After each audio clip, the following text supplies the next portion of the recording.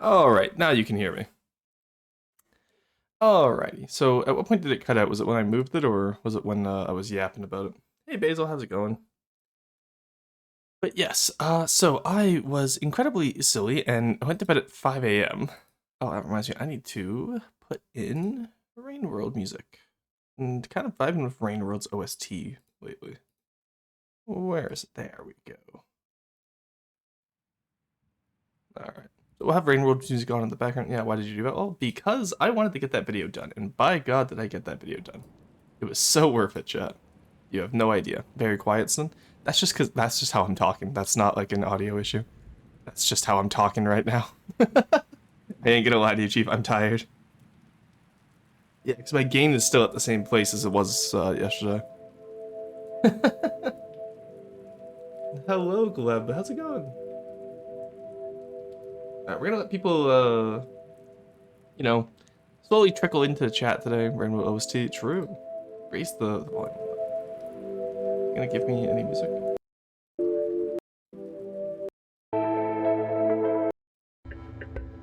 No?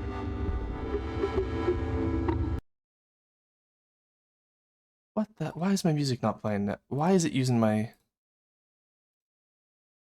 It's using my, What the hell is going on? There we go. Okay, I can hear it now. There we go. Okay. Yeah, it was using my speaker volume, despite the fact I don't have speakers plugged in. Can we just not have audio issues for one stream, please? Driver, hey, Cruiser! 10 streams, let's go. Aurora, it's good to see you. Basil, thank you for the stretch. This will crack every bone in my body. Oh, okay, that actually did crack my back. Ouch. Oh no, I made a mistake. Uses 6-meter long blocks. Oh, nice. Yeah, just combine 3-meter wedges and 3-meter oblique, and you can get a 6-meter block. It's quite nice, actually. But yeah, so what do we have to talk about? Yeah, so the new video's out. I did, hey, 10 stream streak. Good job, Morgana. I love the stream streaks. It's so cool to be able to see, like, I wonder who's got the longest stream streak. It's not Carson. I'm gonna call him out for it. It's not Carson. No, but it's, I think 10 is probably where we're at, because we didn't really keep track of them beforehand. Might miss mine today? Oh, no worries, when pod happens. I'm gonna be just yapping for a little bit here as we let people trickle in, and then we'll worry about all of that. But yes, anyway, Rain World. Neko and I won't be able to continue it multiplayer, but I definitely want to play it single player, I think. How would we feel about that? Also, Neko was very kind to me and made me coffee this morning, because he sent me a video about canal infrastructure. I just sent him back the exhausted Pepe from OFDD, and he's like, do you want me to put the kettle on and get your coffee? And I was like, that'd be very nice, thank you. But yes. Hey, there we go. I think Basil has the highest stream streak at 15. This is so rigged up. Yeah, keep in mind, stream streaks do get you extra rocks. Extra rocks means more Maidstones. Masons per minute? How do we record Maidstone? What's the unit of measurement for a Maidstone? Wait, what? You live with Neko? No, he's just visited. Could you imagine this entire time I live with Neko and like we just never told you guys? No, he visits me occasionally. Whenever he needs a break from the monotony of the Eastern Canada, he comes out to Western Canada. Anyway, Henry, it's good to see you. How have you been? Oh, that's good coffee. Western Canada is not real. Exactly. That's why he comes out here. Exams, yeah, I get that. I do not. Okay. I was talking with Neko about this the other day, actually. I miss university because I love the experience of university. Was I talking with Neko? Was I talking with Arrow? But it may have been Arrow. I loved my university experience. Like, you know, seeing the same group of people every day. They're all interested in the same things you're interested in. It's so nice. And then, you know, like, I don't miss... Sorry, choking on coffee. I don't miss exams and all the pressure I got from university. But I do genuinely miss the like, you know, the sense of camaraderie, right? it was always so much fun. All right. Let's figure this. That's a very autism sounding reason. What does that mean? What does that mean? Also, what's west of Montreal? Literally most of Ontario. You need a teacher sick for your VTuber? Oh, a teaching stick. Yeah, if I ever use the whiteboard, I don't know. If I ever get a 3D model, I feel like the lessons would come back very quickly. Because I would love to be able to like point at stuff. I have a foam finger I can attach. I have like a little foam finger I can move around. But I don't think that's the same. As funny as that would be. Actually, my exams this year aren't too bad because I've studied a lot of stuff before, but yeah, it's still... Yeah, it's the pressure and expectations, right? Montreal and Toronto are the only cities I know. Ah, okay. Not even Ottawa, the capital of Canada? How do you know Montreal? But, like, Toronto I understand because that's downtown Canada. But how do you know Montreal and not Ottawa? They're, like, right next to each other. People have same interests, routine, structure. Yeah, I miss the structure of it. And, like, yeah, that's probably very autism-sounding reason. Because I was talking with my mom about it, and because my mom misses the military for the same thing, right? Like, you always had a routine, you always had structure, you had a schedule, you didn't have to worry about half of life, right? Montreal is Spectral Wound City. I have no clue what that means. I've heard people call Montreal a lot of stuff. I have no idea what that means. It's not bad. Yeah, I know it's not bad. Yeah, see, that sense of camaraderie really depends on major. I'm studying engineering, and I sat in a couple anthropology classes, and it was so different. Well, yeah, but see, I was an archaeologist who sat in those anthropology classes, and, you know, I got to make fun of them because they were anthros. They did archaeology, but on alive people, which is so much easier. Because they just get you know, because like when you're doing anthropology, that's just alive people telling you what their culture is. There's no speculation, right? There's some nuance and there's some differences between groups, but there's no speculation. With archaeology, you have to completely do educated guess. When you're popping in to say hi, I'm currently getting my ass kicked at work. No worries, Reed. It's good seeing you, though. Thank you for popping in.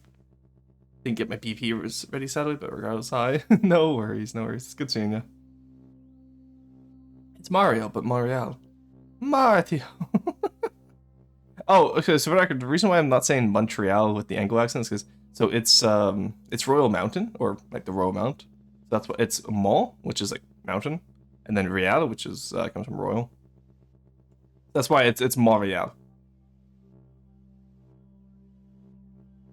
I'm pretty sure it's the original. I know, like, the issue with Montreal is that it got set up by the French and then it got anglicized really quickly. I was talking with my... I had a friend who lives... Oh, no, sorry. I have a friend who told me they had a friend who lives in Montreal. And it was so funny because I was like... Because she was like, oh yeah, they're Quebecois. And I was like, damn, that's crazy.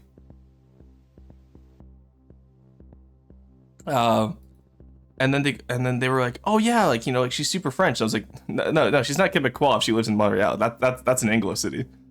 Spectral Wound is a Canadian black metal band. Oh, nice. I'll have to look into them then. That actually seems pretty cool.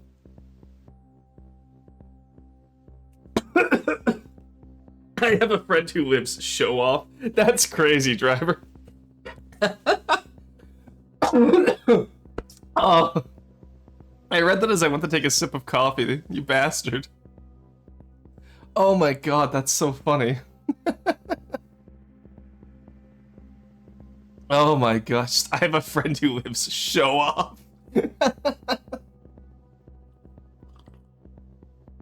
we go. Okay. Coffee has been consumed. Let's get to today's docket of what we have to talk about. So, new video, obviously. We are only about 1,000 watch hours away from monetization on YouTube. And this is tier 1 monetization. YouTube has YouTube has 2 tiers of monetization, so we're 2,000 away from tier 2. So I have until January 4th to get this done. And it would be a big help. I think the videos, I don't think the videos need to be like fake watched. I think they're actually pretty good videos. But I've not been pushing them to subscribers because the algorithm gets funky if you show it to your subscribers first. So I've just been throwing them into the algorithm, right? And it's been doing pretty well. But if you guys want to help out, the new video is out now, and honestly, I'm quite happy with it. Did a lot more history this time. Did a lot less guffawing about not knowing E5 mechanics. So let me know what you guys think of that. I'm really enjoying the format. And now that I have my EU5 run done, I think what will happen is we will switch to working on our Onyx Watch video. Because I want to do a guide video for the hybrid and all that. So we'll be starting with the hybrids probably, and then the ironclads, then the hybrids, then the castle ships, and then we'll do the sailing ships at the end. Because I have some insider information, which means I shouldn't do the sailing ships until we fix that style. Excuse me. I have no idea what EU5 is actually about, but might watch it. So you know EU4 Munpa? It's pretty much that, but the 5th iteration. No, essentially, it's actually nothing like EU4, because it's more like EU3 and Victoria 3. Basically, paradox games set during the early modern period as you transition from like feudalism to the modern Westphalian nation state. And I could talk about a lot about that if you guys are interested. Damn, new European Union dropped. Yeah, we're on the 5th one. It's like French republics now. But essentially, it's a paradox game set during the transition from feudalism to early modern state. Wait, aren't Onyx Watch castle ships the OG ones? They are, yes. But keep in mind, even back in the day, Onyx Watch always had sailing ships, castle ships, and hybrids. Ironclads are the newest style. But yeah, and so it's really fun to play that, and it's a really good foil for explaining history. So I pick a country, I explain its history, I then take it down alt history. The only paradox game I played is Stellaris. Yeah, so it's just one of the historical paradox games. Wait, hybrids were there from the start? Yes. You gonna do ironclads where you talk about history of ships too? I could do that if you guys want, but I feel like that's not as relevant to the lore of FTD. My FTD videos are more about lore for FTD. Not necessarily the wider history stuff. What were the early hybrids? The ones that, like, the Bayleaf, if I remember correctly, where it was a castle sail ship hybrid. So hybrids didn't mean intro to castle ships like they do now. Back then, hybrids were literally sailing castle ships. It was quite interesting. But this was a long time ago. Hey Syrup, hey Monkey Man, how you guys doing? Alright. The mechanics are quite important to me? Yeah. Honestly, I don't spend too much time in the video focusing on the mechanics. I mostly focus on the roleplay. Some of the mechanics, like for example, I accidentally started the triangle trade. Really don't got a better explanation than that. I accidentally started the triangle trade. And it got very quickly out of hand because I didn't really know how to use colonialism, so we have to FTD streamers at once. Nice. I saw someone French was playing FTD. I don't know who else is playing FTD right now. Yeah, actually, let's go check. I always love mentally noting other. Okay, there's a French one. Hey, there's Aperture. Let's go. Okay, we got a French, a Korean, a Canadian, and that Speedwagon is probably gonna be German, I'd say. If I had to guess. No, wait, 4, yeah. Then my first castle ship, that is very bad, but a good learning moment. Ooh, okay, that'll be fun to look at. Also, guys, by the way, right now, if you haven't submitted designs yet, submit them now. Speedwagon, he's American if I recall. Oh, okay, I've never heard of him, cool. Like a template institute on leader factions. Oh, you know what, that could be fun, actually. FTD lore, the fact is FTD lore is complete enough. It's just, it's not compiled. That's what I've been working on mostly, is I've just been compiling the lore lately. Anyway, yeah, by the way, I'm doing this little just chatting segment so you guys can get your blueprints in, by the way. So if you don't have your blueprint in yet, go do that. FTD lore is very fractured, yeah. What else is there to talk about? You know, I'm not feeling Rainworld's. I feel like Rainworld's OST kind of voting works with Rainworld. Let's switch over to Claire Obscure. Oh god, okay, not in the middle, not okay. Let's calm down there, Renoir. There we go. Alright. Needs to be sorted like Lego bricks, so true. Even has Speedwagon's signature checkered hat, that's incredible. I have Le Chonk Tonk, nice. I can make a lore vid of my own CC now that I think about it. Honestly, get the CC done first and get it to a polished state and then worry about that.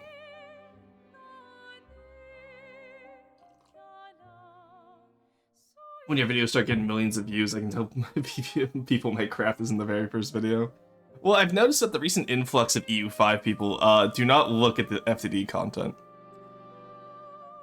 Though, to be fair, just this past week alone, we have gone up by almost 50k views.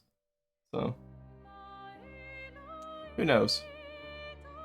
Maybe they do, because the shorts have been doing well too. Damn, traders.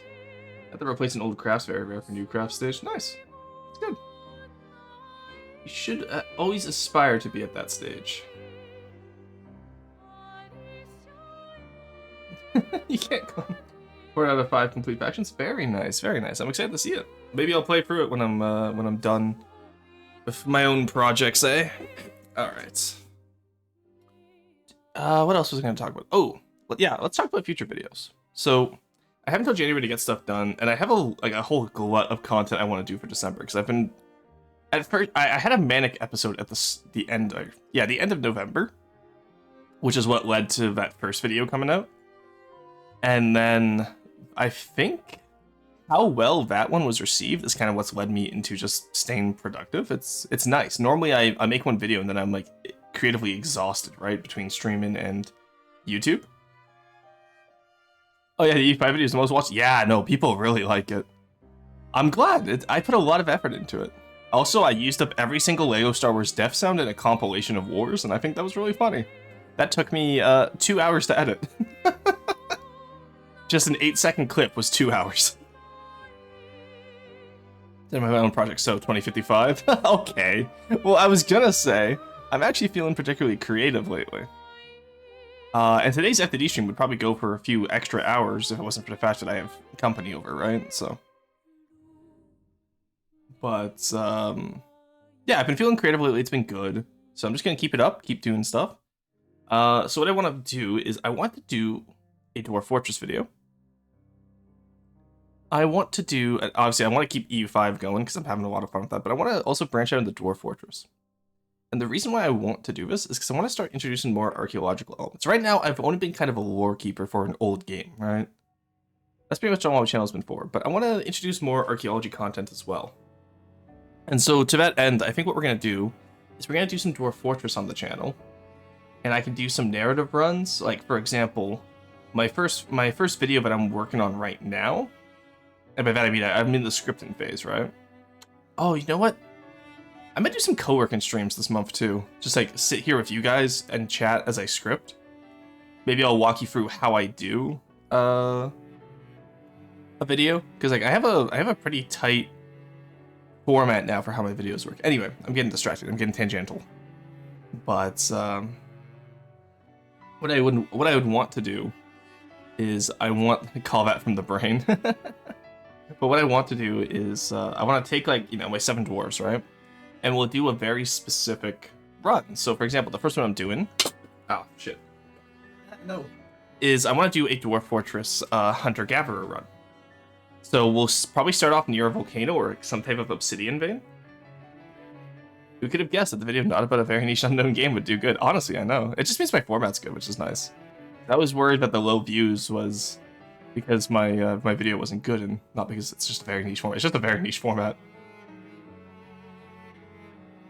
Rorsten finally escaping one of the only ones who stream FTD, so I watch him status. Let's go. But yeah, so what I want to do is I want to, you know, do some hunter-gatherers in Dwarf Fortress. I can, like, once we unlock YouTube memberships, I can name dwarves after YouTube members, which will be fun. And then, like, so, like, start on a volcano area, get the obsidian, make obsidian like, little weapons. Maybe get a mod that lets me have more obsidian weapons. And just do, like, a little Stone Age Dwarf Fortress run. Completely reliant on hunting gathering. Now, sadly, with Dwarf Fortress, we can't do a full hunter-gatherer run because you can't really seasonally migrate, which is unfortunate. But I could show off how pit houses were dug. I could show off, like, horticulture. I could show off tons of stuff like that, right? And I think that could be really fun. That's beautiful. Hey, nice. But that's going to be one of the more educational heavy formats, I think. And then I was thinking about it and like discussing it, and I was, you know, I think RimWorld could be really fun for like small group stuff. So like specific hunting strategies we could use RimWorld for. Dwarf Fortress we use for like subsistence patterns, and then Sons of Six is like, you know, it's a city-state simulator, so any concepts that are massive we can We can pretty much go from Sons of Six down to Rimworld and just narrow our focus on the topic each time, and I think that could be really fun. And that would give us some variety on the channel. And then the other thing I wanted to do was use Vintage Story for like really narrowed down concepts, like stone napping, for example. So we talk about like Stone Age hunter gatherers in Dwarf Fortress, and then boom, the next video is using Vintage Story for stone napping. Just like start dropping the videos as like educational resources almost. You know what I mean? I think it could be really interesting, and plus it all ties in with the history, and then FTD is kind of its own little side project. Stone naps, damn, even the rocks are EP. Yeah, everything's EP today, I'm not gonna lie. Sorry, I'm very tired. Good night. No worries, Basil. Have a good night, because I know you stayed up the entire night like I did. Yeah, can you guys believe it? Basil doesn't go to bed on time. Absolutely insane.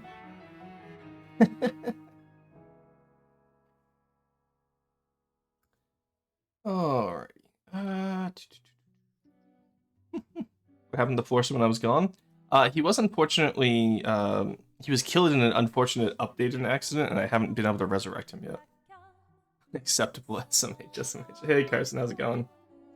But yeah, anyway, so that's gonna be the plan with YouTube. I'm very excited for it.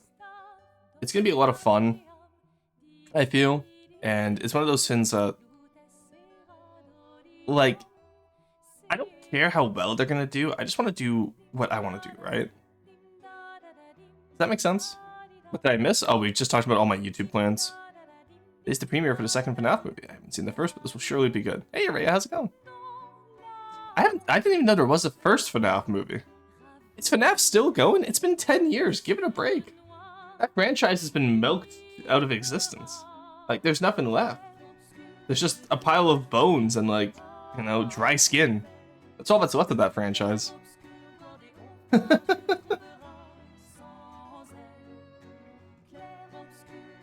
Heard the first was surprisingly alright. Didn't watch it though. The duality of humanity. I hear the first movie was ass. I heard the first movie was surprisingly alright. It's being puppeted around by Steel Wool Studios now. Oh, is it? Does the original creator still have creative input? Or there's so much FNAF left? What do you mean? It's kind of. Didn't I just notice your cameo with Lo-Fi Girl? My cameo with Lo-Fi Girl. What? They're like. Their art is there new art that I'm not sure of. Should I be worried? What are you? I'm like looking around like who posted art of me again? I've been getting a lot of fan art lately, so Alphon is still involved, but not much. Ah, okay. Yeah, I don't like Mr. FNAF Dev. He's very Trumpy Wumpy. Oh, that's not good. Really, the FNAF fan is a Trump fan? That's real. The FNAF dev is a Trump fan. First off, why he completely... Okay, you know what? Well, let's not even get into the why. Secondly, why would you publicly admit that when the majority of your audience is children or, people who... Well, actually, I guess they're not children anymore. Oh, God. Yeah, I guess the majority of the audience isn't children anymore. I was a teenager when FNAF came out. Focusing on the movies and stuff, yeah. But I just thought about that. So like now the majority of your audience that grew up with FNAF is like, my age. And most people my age aren't Trump fans, let's put it that way. There's so much money, it's understandable. Yeah. Yeah, I guess if he's at the point where he can donate to him, he probably has enough money where it would actually benefit him. I doubt Trump cares about him very much though. Yeah, that's a wild FNAF, FNAF part of the culture wars. Alright, I gotta stretch. There we go. Bravo gotta do X at the donate. Oh, he got outed for it. I see. Okay, that's hilarious. He got doxxed. Yeah. That's funny. So is it like 5 ends like Toy Story where it makes so much money they can't resist? Yeah, that's fair. It's one of those things, right, where people latched onto it. I'm just surprised people are still latched onto it all these years later. That's all.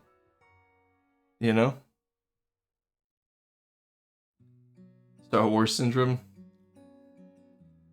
Really? Because oh yeah, you know what? I guess yeah. Since Disney acquired it, Star Wars has been getting content like every year, hasn't it?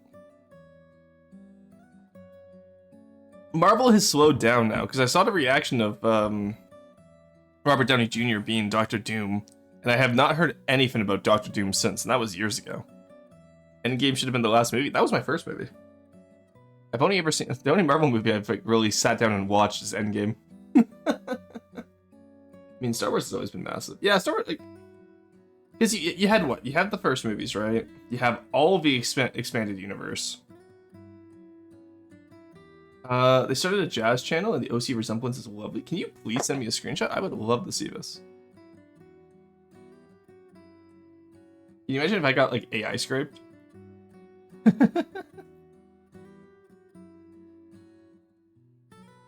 they have the purple snazzy shirt and all that? And check memes? Sure.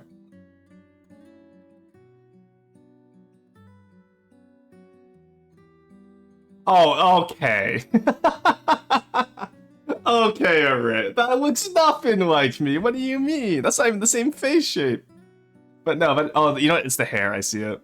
It is the hair, isn't it? With the middle, like the off-center middle part going into the wings on either side. And then the back is a little bit cut shorter. Okay, I see it. I see it. That is funny. The worst part too is that Model 2.0 is gonna have a vest with a white undershirt. Oh, that's funny. OMG, Rorsten. You can't say truth, nuke to that, syrup. They got Rorsten in Lo-Fi Girl? That looks exactly like it. Don't say in Lo-Fi Girl, please. Oh, God.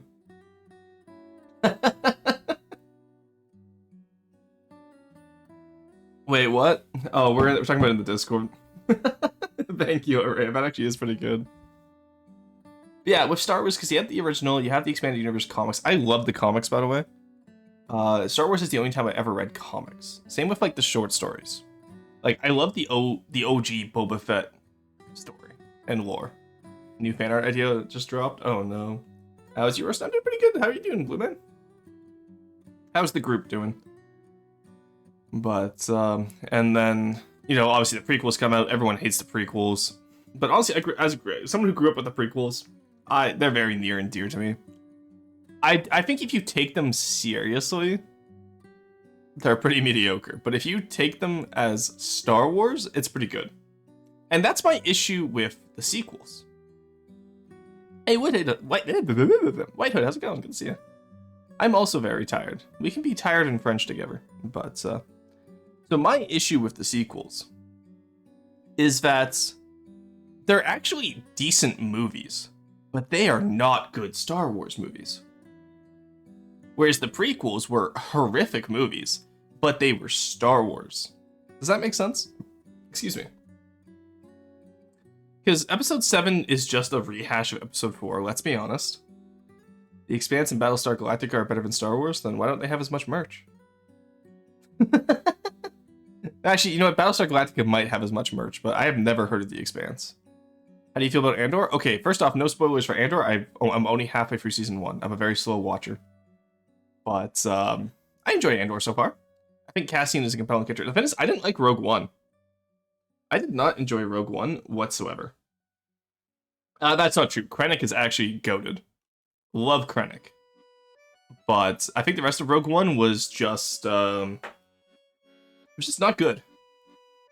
Wait, what? You've never heard of The Expanse? No, I don't watch a lot of TV, guys. I didn't grow up watching a lot of movies or TV. Better sci-fi? Star Wars is almost fantasy? Yeah, no, Star Wars is a cliche fantasy. It's set in the past. It's a long time ago in a very far away land. You have your main hero. You have your wizards. Jedi are just wizards. You know, actually, I guess they're kind of like they're kind of like mage knights now that I think about it. No, like it's very clear that George Lucas is not sci-fi. It's literally because if it was sci-fi, they would go more into sci-fi mechanics. But no, they go into prophecies and, you know, these wizard knights. No, Star Wars is just fantasy. Oh god, what are people arguing in the chat? I love how we went from YouTube to Star Wars. Yeah, well, it's one of those things where I want to introduce more just chatting segments so that people have time to trickle in so they can see their roasts. Also, I do actually enjoy talking with you guys sometimes. And talking to fill a dead air, it's a skill I want to develop. I'll be fully honest and disclose stuff here, okay? I'm using this as experience to learn how to just talk. Because for the last almost 2 years of streaming, I the only time I've really chatted with you guys is during FTD, because FTD is something I can do while chatting, right? Whereas all the other games we play, I always have to focus on the game. So sometimes it's just nice to talk. Did I miss everything? You just the YouTube plans. The roasts haven't started yet because I give people an hour to trickle in. Damn, Rorsten actually likes his community. Okay, Carson, funny you mentioned that. I did my Discord checkpoint, whatever it's called. You were apparently the #1 Discord sidekick this year, because we apparently had 395 hours in call. And it's funny because I'm Arrow's Discord sidekick with only 90 hours in call. So, the Epstein drive is still so efficient as to basically be magic, but they don't ignore orbital mechanics, which is already a lot more than 95% of sci-fi drive. Oh, nice. That's so good. Best hard sci-fi series I've seen. But yeah, no, going back to the... Thank you. Going back to the sci-fi. Star Wars is just straight up fantasy. It's not even oh, it's a little bit sci-fi. No, it's just straight fantasy. There's a prophecy, there's wizard knights, there's, you know, an evil empire. You have, like, a plucky rebellion. You know what I mean? Like, that is just fantasy. Sorry, the what? It's from The Expanse, Carson, I'm pretty sure. Speaking of that, The Expanse is basically the opposite. It's not quite full hard sci-fi, but it's the most realistic mainstream sci-fi. Cool. Similar to Firefly? Jedi are paladins? Yes, that's the word I was looking for. Thank you. They are paladins. Ah, yes, the Discord opinion, but I can't see because I don't allow them to gather any data from you. Hey, no worries. Look, the thing is, even if you say, hey, don't gather my data, they're going to gather data anyway, so I might as well have the funny little recap for it, right? Every time I see Star Wars or Harry Potter, I think of Tosh, pointing out how they're the same thing. So yeah, Star Wars is just fantasy, Jedi don't exist, and you're just Great Britain. True. What is Harry Potter? Yeah, I guess Harry Potter is also fantasy. You have a chosen one, you have a prophecy, you have wizards. Yeah, no, Harry Potter and Star Wars are just the same thing, aren't they? Though I guess Star Wars is a little bit better with their name and scheme, we can say that at least. I like how the armies are structured in Star Wars. You got infantry vehicles and stuff. See, the thing is, that's all from the Clone Wars, though. In the movies, you don't really get that. Because in the movies, you have, what, the Sky Corps, the Galactic Marines, and the 501st, right? Oh, what was Yoda's group on Kashyyyk? You do see them, I guess. I love thrust gravity and G-forces, but I'm going out nowhere, but you have a good one. The drive station used by spaceships in the Expanse. I recall some kind of fusion drive and has basically infinite fuel. Yeah. I think I've heard about that before. Maybe we've talked about the Expanse before, but I still haven't seen it. But yes, Andor I'm very excited for, because Andor is what happens if you take Star Wars universe and you make a good show set within it. And I'm once again going to argue that it's not Star Wars. It's not the same type of... It's not the same... You know, Star Wars is kind of made by the fact that George Lucas is horrific at dialogue. Does that make sense? Like, George Lucas being so bad at dialogue is what made Star Wars for me. And so Andor has incredible writing and has incredible pacing so far. I'm only halfway through season 1, keep in mind. I just got to the prison break. Where they have, like, Andy Serkis in there and all that. But, so that's what I mean when I say... like, Andor is incredible. It doesn't feel like Star Wars. It's on the opposite end from the sequels, where the sequels were mediocre and don't feel like... Actually, okay. I will say the cinematography in the sequels were actually pretty good. But Episode 7 was just a rehash of Episode 4. Episode 5 was unique in all their own ways. Like, remove the casino scenes. I think that makes Episode 8 way better. But like the hype... Okay, so let's address the controversy, the elephant in the room. The hyperdrive scene, okay? The hyperdrive scene is bad because it completely violates Star Wars former canon, right? Like, oh, you can't just hyper jump into each other. But honestly, like from a cinematographic point of view, that scene is fucking incredible. You know? Gonna work now. I'm very tired. All right, have fun. Enjoy your work. I love that this is a Star Wars stream. Now it's only for a little bit. Look, it's not May yet. Okay, when we come back to May, we'll be doing more Empire of War and stuff like that. But Oh, where else was I going with this? Yeah, and like so, like you know, like the cinematography in episode 8 is so good. It's just ruined by the fact that it's such an incohesive story. You know. All right. Anyway, I'll put the kibosh on Star Wars for now because I could yap about Star Wars forever. And then episode 9 was just dog shit, both as a movie and as a Star Wars movie. Are we finishing? Are we there yet? I barely started that game.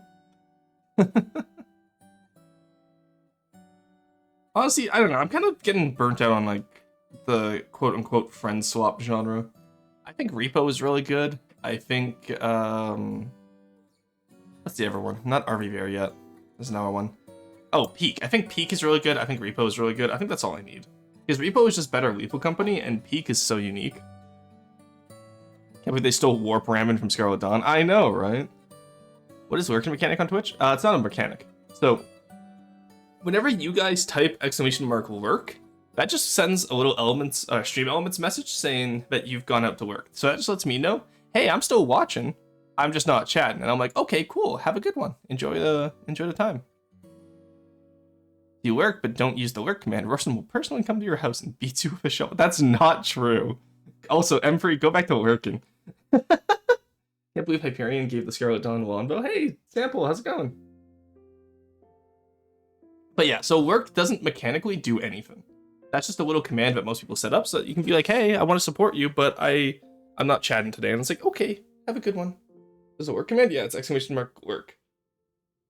I said that, yeah, for the record, lurk commands are all custom made. So that's why it's a little gonna have to find artifacts. It's not like something that's that you choose, right? Lurk and release symbol. Yeah, Rorsten VT. Yeah, nice try, guys. I fixed it. Been great, Rorsten. So much has happened since the last one of your streams. Nice. I'm glad you've had a good year. Actually, I don't know how long it's been since you've been, but I'm assuming it's been a year. All right, let's get into the game, shall we? We're at like what? Actually, no, we can go until 59 minutes. Person fixed the lurk bot. You're welcome. Yeah, because look, as long as we don't spend an hour in just chatting, we're not doing bad, right? And then 2sec won't make fun of us, so we're okay. Also, ain't no way you put 2 E's in Rorsten VT. That's crazy.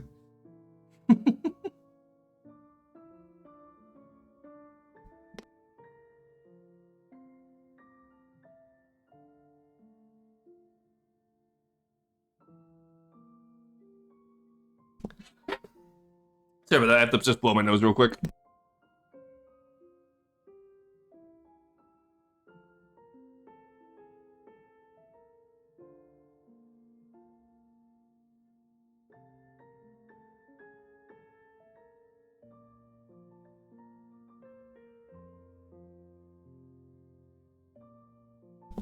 Alright, so my nose is bleeding, so this is gonna be a fun stream.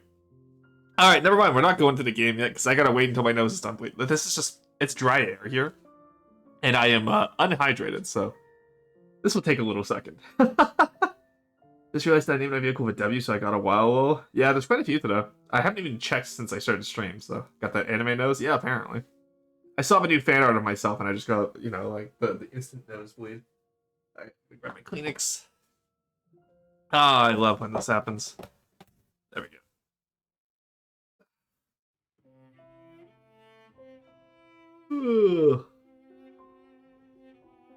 Alrighty. Yeah, Lab, I'm curious. What are you guys all working on project-wise lately? Tell me about the craft you've submitted today. I will not remember by the time we look at them, but it's nice to hear about it sometimes. You know? And in the meantime, I will download whoever else has submitted stuff. Excuse me. Alright, Sulfin. Oh, hey, Lionel got one in. Let's go. Huge. Let's watch BS. Dryad. And then I already have the Silverfish. Okay. The worst part about like these nosebleeds is it's always my left nostril. My right nostril has not bled in like eons, but my right nostril is immediately always demolished. So I get cauterized if it's like something that's like actually an issue with the nose. Because I've inhaled so much dust over my life, right? It's completely possible, like, just from the silica dust that I've inhaled, that it's caused issues. That time of the month. Oh my god. Worked on an armor refit for my Colossus class battleship. It was long overdue. Oh hell yeah, I'm excited to see it. It'll be nice to see. Alright, Deep Guard's fan build. Ooh, the catfish. I think I saw that one on the Discord. That'll be fun to look at. Almost missed the announcement. No worries, that's why we do an hour of chatting first.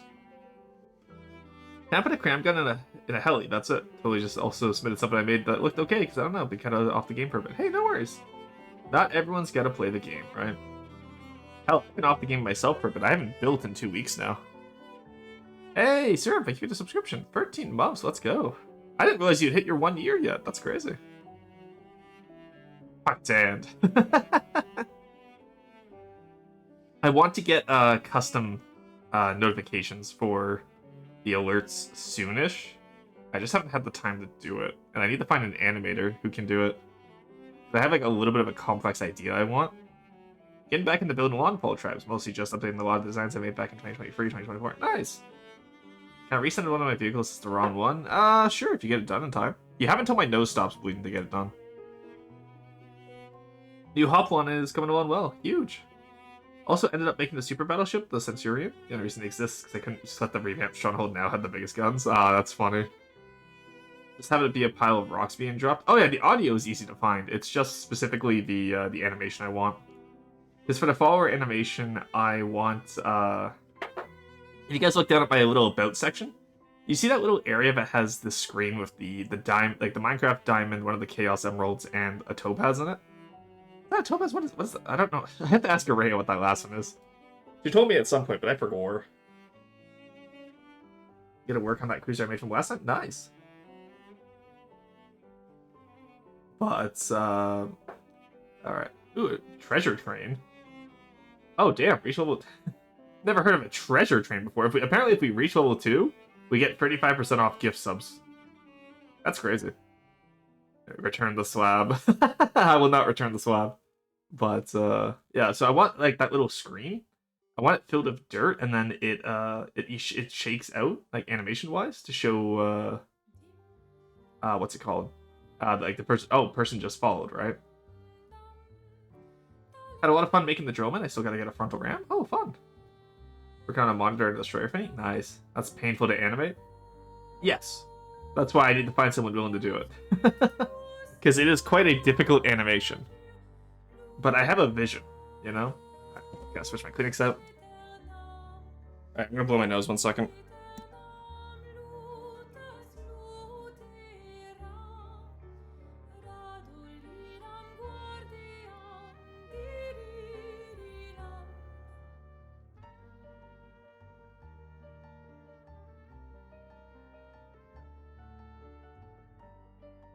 There we go. Bloody nose complete, chat. Yeah, because what will happen is, like, it's almost like it has a cut inside my nose, right? Because I bleed for a little bit, I blow my nose, a blood clot comes out, and then it's just done. But I don't know, like, what it'd be from, because unless, like, back when I was working with, like, silica dust all the time, right? And I maybe just inhaled too much, but who knows? Another project I've been eyeballing as of late is a heavy destroyer, something between a cruiser and destroyer. You mean a light cruiser? Alright, I'm gonna adjust my mic here, and it's probably gonna make me mute again. Let's double check, make sure it's not. Oh my god, I was able to move my mic without it immediately disconnecting. That's crazy. Rorsten, Rufus, how's it going? You exist, I do, yes. I do tend to exist. Not always, but most of the time. Alright, is everyone... Oh, you had to resubmit both of them, I see. Okay. I'll remember this. I'll throw in Orange's Disruptor in here as well, because I want to take a look at that. You're making me go for my blueprints. I hate it here. What is that? Both VOX. Ah, there you are. Alright, now remember, if these aren't worth it, Blue Man, I will know. And I will make fun of you for the paint again. I'm evil. Because I'm mean. Also, as of right now, chat, we just hit 900 subscribers. Let's go. Huge. Rorsten will remember this. Tired? Yeah, same. What time did you go to bed, Rufus? I went to bed at 5 a.m.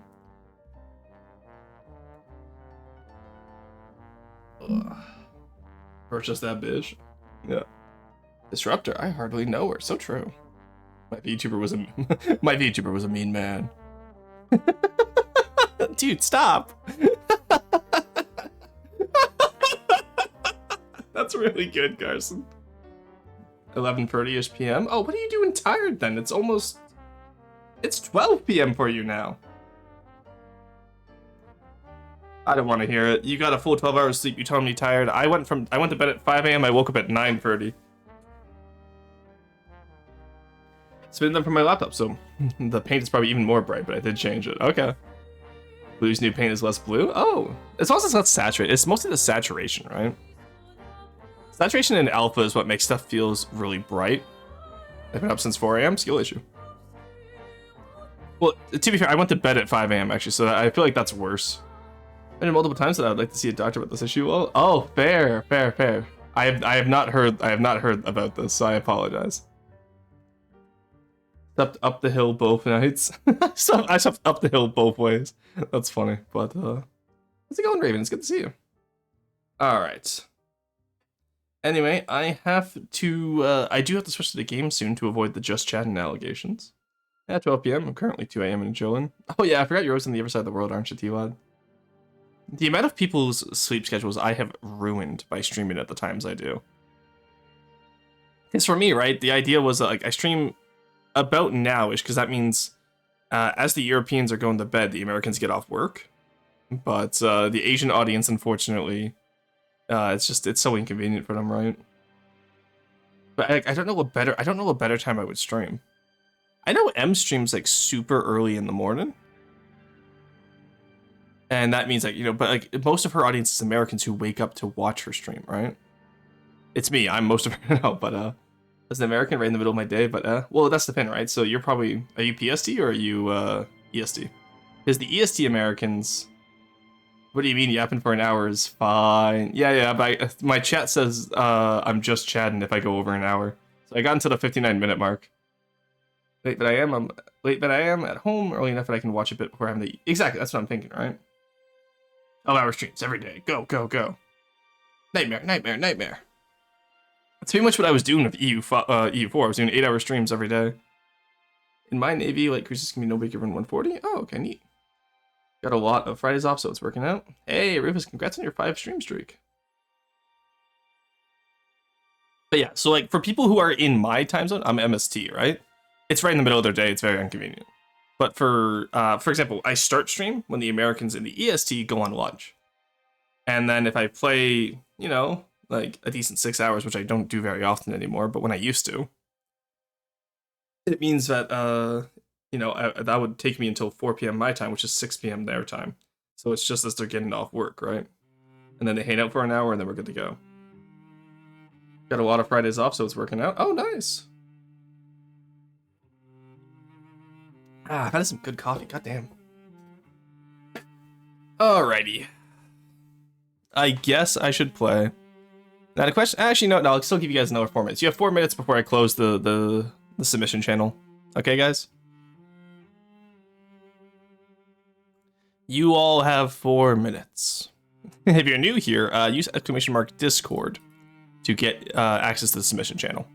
I don't think we have any new people today, but just in case. Yeah, normally I know when we have new people. They make themselves known. Wow, you've gotten a lot more lenient with submissions. Yeah, pretty much. Well, it's because so I'm more lenient on days where all we're doing is review. If this was like I just did 2 hours of building and then go to the submissions, because normally by the time I'm done 2.5 hours of building, I just want out, right? I want to end the stream. Please let me go. But if it's just a pure review stream, then it just means that I can be a bit more lenient with it, right? What do you think is a good speed for a torpedo destroyer? Fast enough to avoid torpedoes. I don't know. With my new line of ships, now that I know how ship dynamics work a little bit better in game, I've been trying to get everything to go between 30 and 40 meters per second. So like the privateer, I'm hoping to get up to 35 meters a second, which will match the yellowfin, and then eventually I have to rework the Selkie to get up to that speed, and then the freebooter is like 28 meters a second, which I'm like, okay, fine. It's a heavier ship, right? Well, I say it's a heavier ship. The privateer is turning out to be just as heavy lately, but 60 meters a second, fine. Yeah, probably. That might look too fast on it. It would look silly, I think.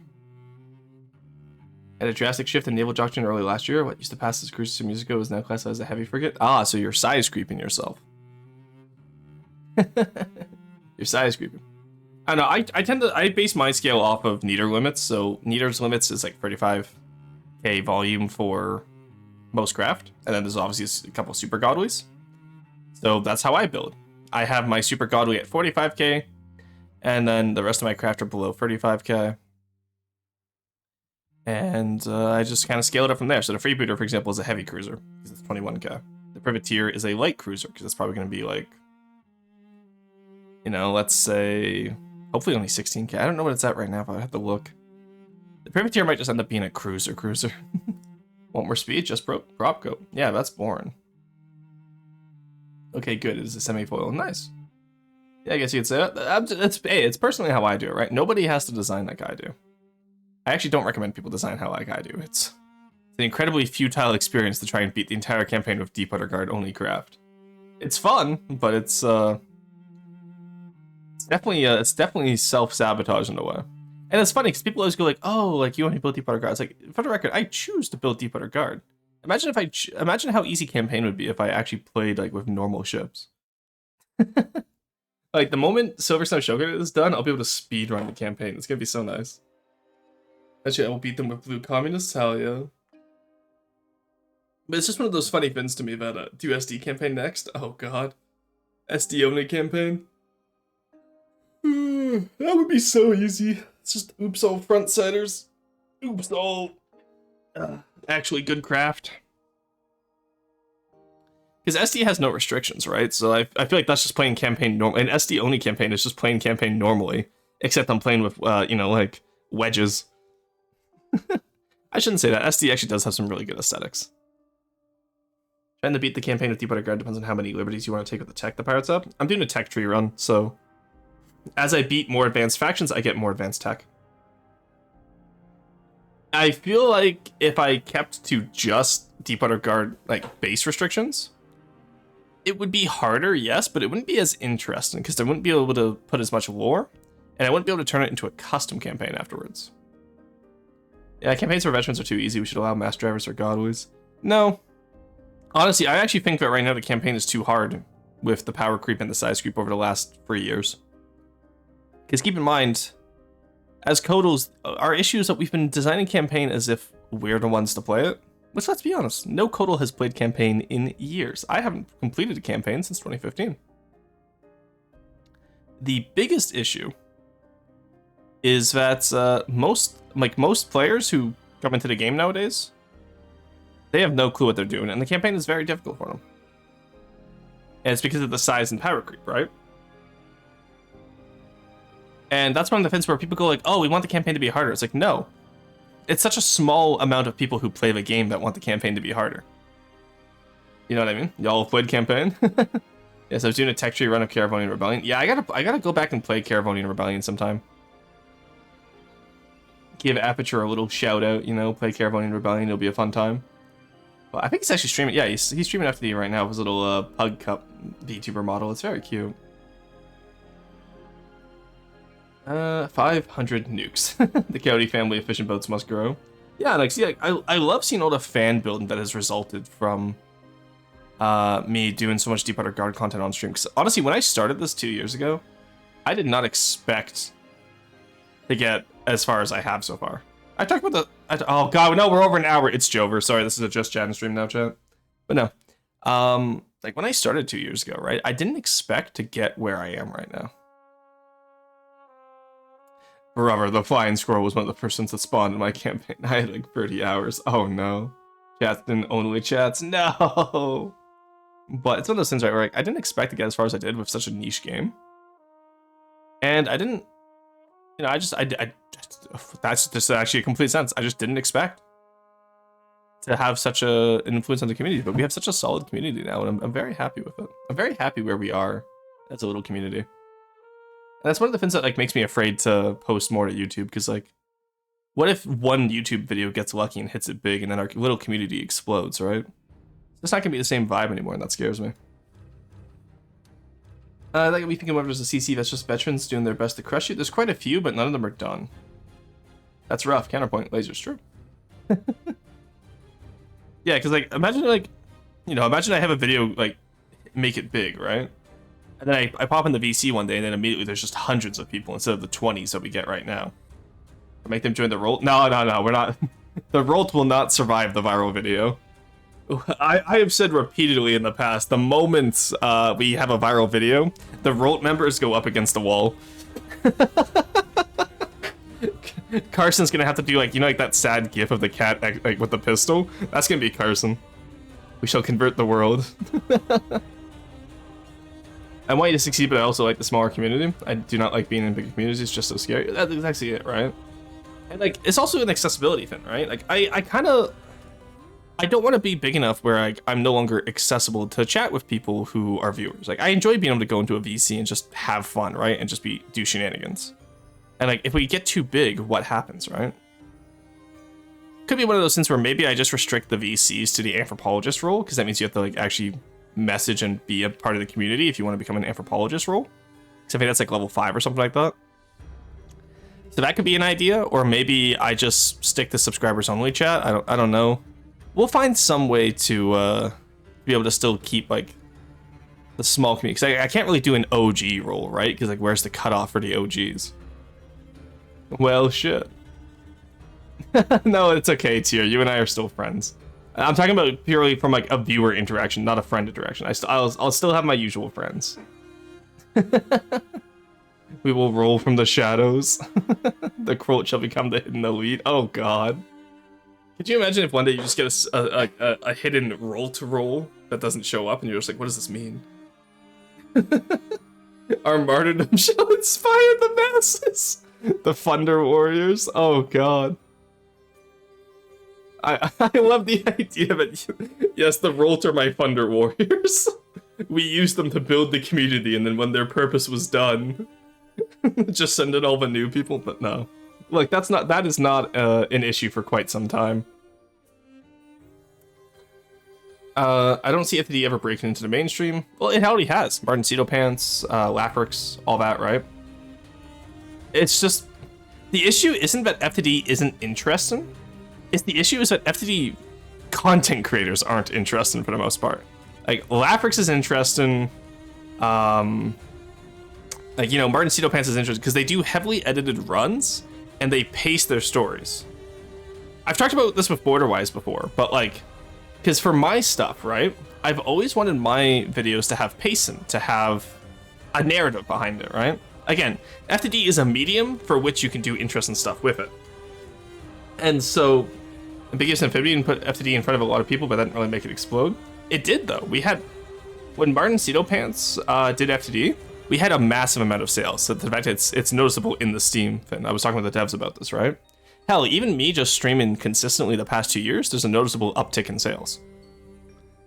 Like, you think Martin is mainstream? Absolutely, he's a massive YouTube channel. Like, when you get those million, you know, when you get those million subscriber channels working on FTD, I think, yeah, from the OG Martin, exactly, right? Any people I talked to at school knew FTD, just not many played it. Yeah, but the thing is they know it. That's the important thing. You have to want to play FTD, you can't just play FTD casually. Yeah, there's that. That is true. So I think you're right in that players are never going to be broad appeal, but there's going to be people who know what it is. And you know what? There's so many games out there where people love watching it, but have never played it. Hell, I grew up watching Let's Plays of games I've never played. You know what I mean? Yeah, all I say is that when friends searched up FTD, Martin's Yamato video showed up. Exactly, right? Yeah, it's back to like, you know, it's like back when Robos did it, when Lafrix did it originally, when Enter Elysium, Avic, all those like smaller creators back then, but you know, they've become big creators nowadays. Cornflake, my beloved. Craft pretty much got me into FTD. Hell yeah. Hey, Aperture. How's it going, Aperture? I was just talking about you saying I want to get back into Caravonian Rebellion. Can we get a shout out for Aperture, please? Just ended stream, built a gunship. Nice, nice, nice, nice. Yeah, because now that I have a few more Deepwater Guard designs, and I've gotten a little bit better, I would love to be able to re-tackle Caravonian. Because I am convinced that Caravonian can be beat with Deepwater Guard only designs. Even in large groups, they don't pose much of a threat, but not because only their weapons incredibly weak and unreliable. Their aim is atrocious. The only thing a rat can hurt is your feelings, and even then, that's considering it can land a hit on you. At Moonpaw, get the shout out. Carson, just do the shout out yourself. Moonpaw left. Moonpaw left stream because she had to go do something, she said. She was only here for the first 30 minutes. Something in the design comes with my second CC? Very fair. Ugh, fine. Hey, RageBot, how's it going? Also, don't ugh fine me, Carson. This is you deny your Carson its purpose. Also, you didn't even get the bot earlier. I'm the one who killed the bot earlier. Watching the ads when I'm here now? No worries. I'll wait for after the ad break. We'll go into the reviews. Perfectly timed. Now we can roast. Yeah, that's what I'm saying, right? And the War of Assassins from Dune. Oh, nice. I know about one of those. Can you guess which one of those I know about? I do deny my car its purpose. But what about your car's son? He has a job. May I share a lore of the CC? Go for it. But, yeah, like, it's one of those things, right, where FTD can be, it's like Dwarf Fortress, right? Nobody really, like, a lot of people love watching Dwarf Fortress, not many people play Dwarf Fortress. And it's because it's so complex. Same with, what's the other one? Hell, even RimWorld falls under this category, right? Because some people find RimWorld too complex. Which is really funny to me, because it's just accessible Dwarf Fortress. 2 submissions today, right? Yeah. How many mods do we need until I can reliably get someone else to do shoutouts? We just need Corey to come back from New Zealand, honestly. Carson's entire strategy has failed now that Corey was in New Zealand. True. Yeah, because I have Basil for Claire Obscure, because I know Carson... yeah, Carson didn't wake up in time last week, or just didn't want spoilers. Either option is fair. Wait, is Roar starting the Roars? I'm still stuck in ads. No, I'm not starting it yet. That's why we're on the just chatting screen. 170 years before the Caravanian Rebellion, the Vascan Empire collapsed, leaving her largest colony, Southern Aurelia, vacant. Worlds after World War 5 years ago. They always wanted to go to another war just for his land, but it's had extremely rich in resources. Okay. Very early boy, but the hull is shape. So true. The hull is shape. You're so right for that.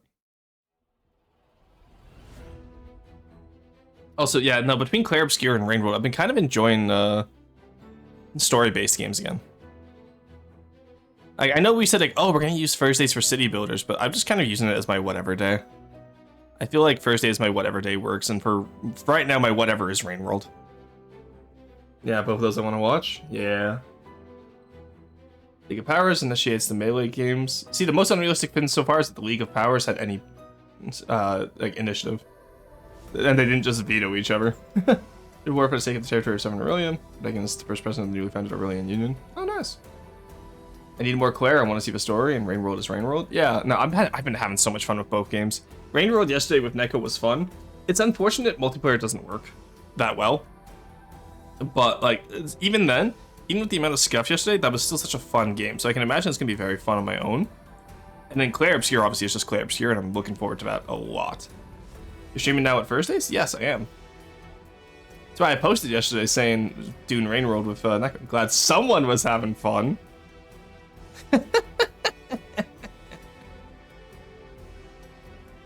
Look, it wasn't that bad. Yeah, what happened, M3, is we started streaming 2 hours after the usual time, though. So you probably missed it because of that.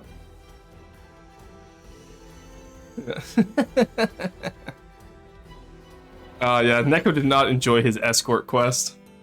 You obscure on my Claire till I expedition. So true. Alrighty. Ads should be over by now. We got the last of it. You guys had an hour to submit. If you didn't get it in, oh well. We are now closed to do submissions. Oh, let's see what we got. Oh god, that's a full fucking page of blueprints. Okay. That is, that's a lot.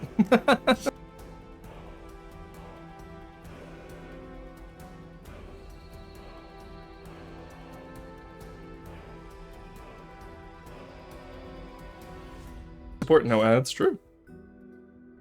Just missed it? No, I got you, RageBot, don't worry, but you only get the one.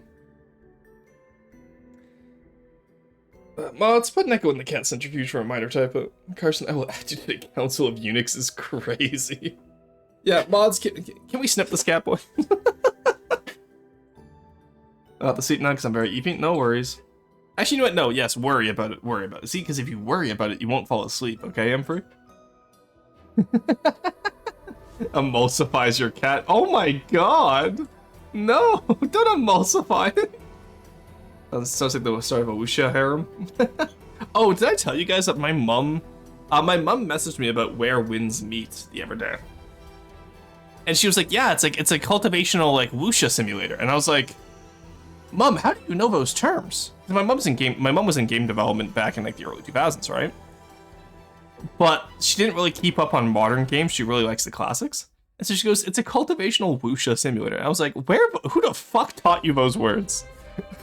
I was like gobsmacked that my mom knew what a wuxia, like a cultivational wuxia simulator was. And so it's one of those things where I called her afterwards. I was like, who taught you these words? Apparently, she's visiting my cousins right now out on the West Coast. Apparently, my cousins did that to prank me. But oh my god, it threw me off so hard. Because I was like, hello?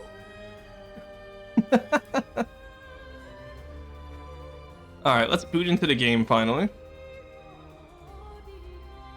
Alright. FTV. There we go. Let me take my sweater off. Alright.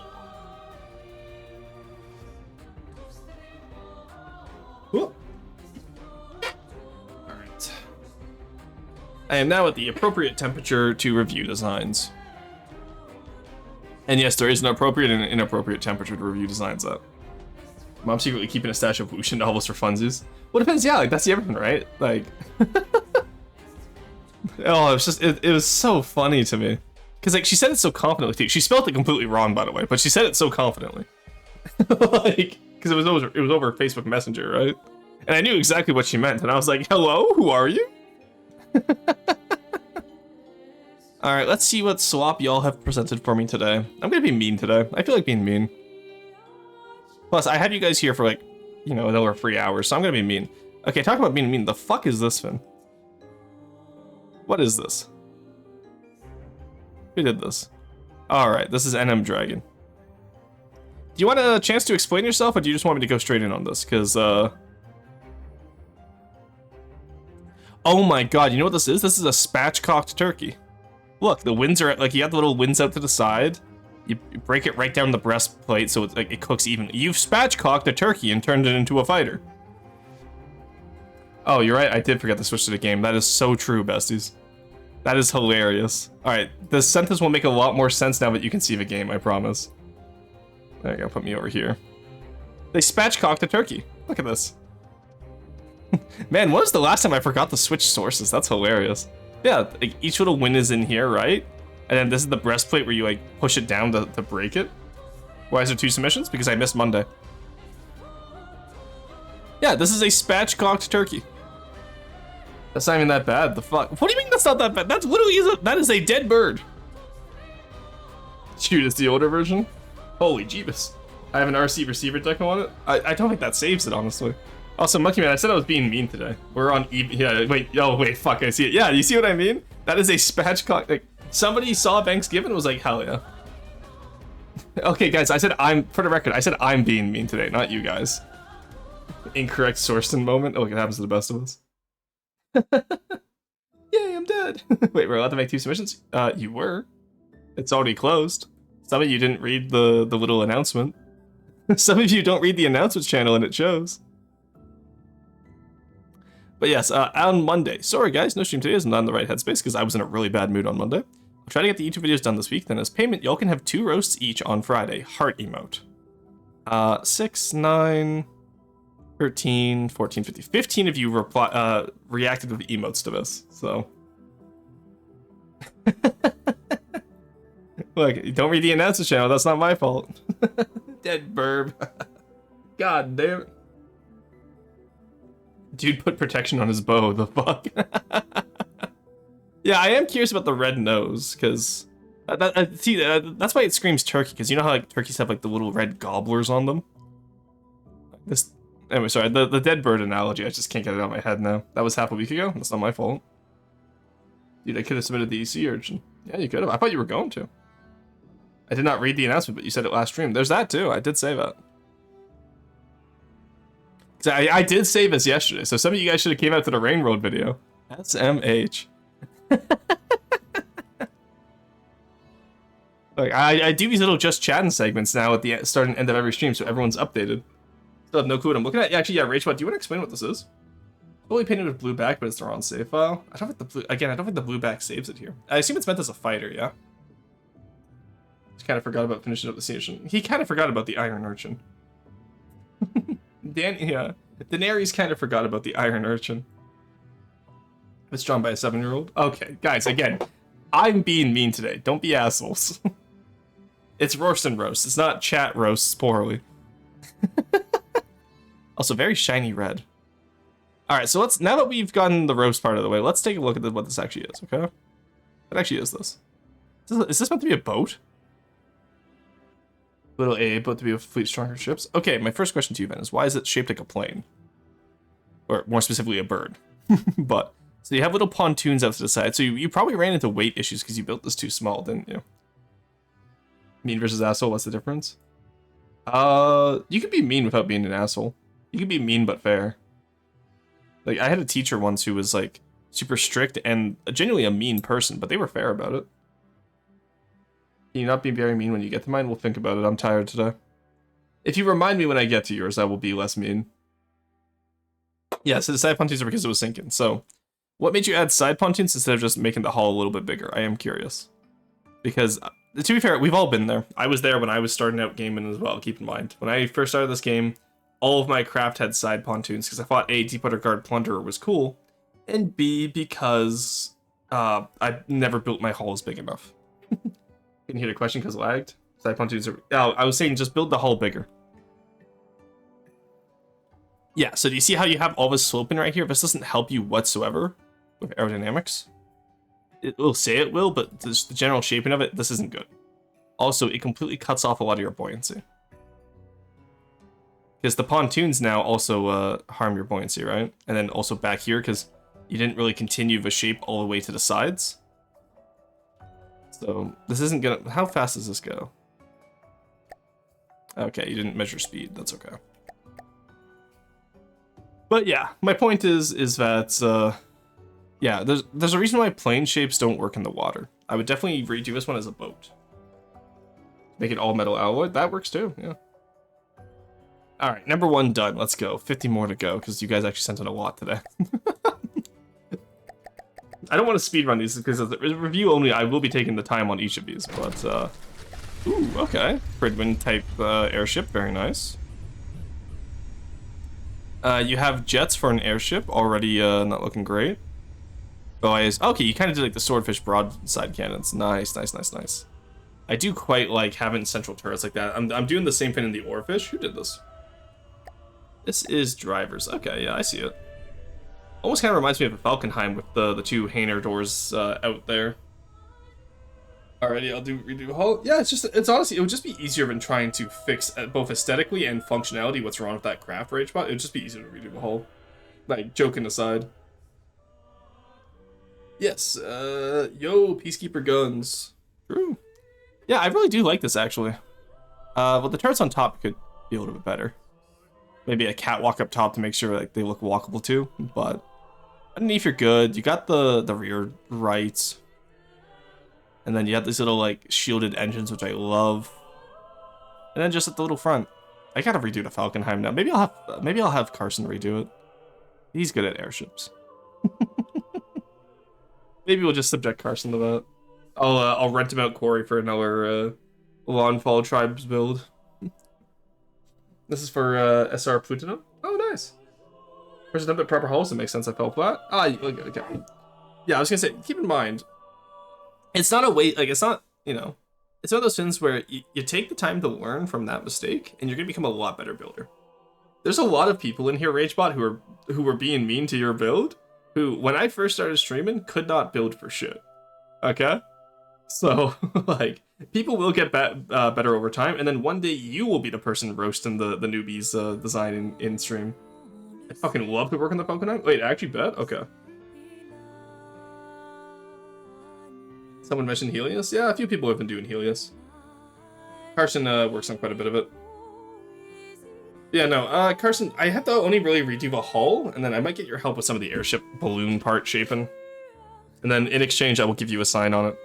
Aries, give me your blessing on the Falconheim, and my life is yours. I still want it to be one of my designs, though, because most of it is already done. I just gotta redo the airship balloon part. Oh, yeah, no, you're not getting the offer tags, buddy. You get a sign.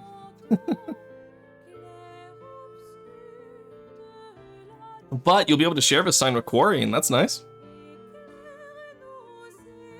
Semi-masochist when it comes to FD builds seems to be helping me here. Yeah. But the biggest part, like I said, is just practice, right? Every craft you build will be better than the last one. Hopefully. That's the goal, at least. I kind of want to see a bridge up front here. The spotlight is very nice, but, like, where's the command and control area on this? But aside from that, yeah, just, you know, finish it up. It's good shaping so far. Airship looks pretty solid. Every FTD is at least slightly masochistic. I don't know. Not necessarily. Cania Ocean Liner. I got the little lifeboat. Why are the lifeboats upside down? Driver, what happened to the people in these lifeboats, driver? Oh, this is the one that splits in half, isn't it? Yeah, it's the one where, like, yeah, this one's about to split in half, if I remember correctly. Still, that's really cool. That's a lot of good detail on this. Alright, show me the separator. Because this was the one where you used the test separator, right? 1 second. I got 720, and then let's put... I don't need to see... Yeah, I do not need to see my own stream in 440, thank you. Test and miss submissions. That would be called a death boat. Test separators inside the bow. Oh, okay, I thought it was going to automatically fire. Still, really cool. Really good detail having the anchor down. Yeah, cause I was waiting for the separator to fire. It's in front of the rear cargo hatch. Very cool. I really do quite like this. Behind the life preserver? Oh, neat. Okay. Yeah, because I know you sent in the test a little while ago, and I was like, I immediately recognized it going like, oh, this thing's going to split. No. Really good detail. I really don't have much to say on it. You've done it well. Like, look, you even have some stray lines where the lifeboat snapped off. That's really cool. That's good detail. $1,000 so the bread doesn't break when it splits. Ah, nice. Yeah, look at that. Is this one on a timer to split, or is this just, Never seen collapsing ships in this game? You ever forgot that Roar doesn't press buttons? Yeah, no, if it's on a timer, I'll watch it, but... It was on a timer last time.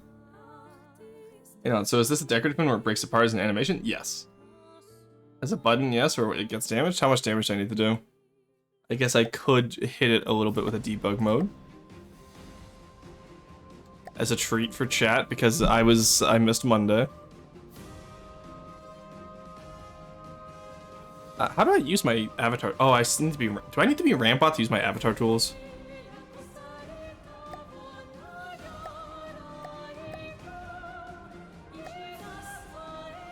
How do I use this? That's the teleport.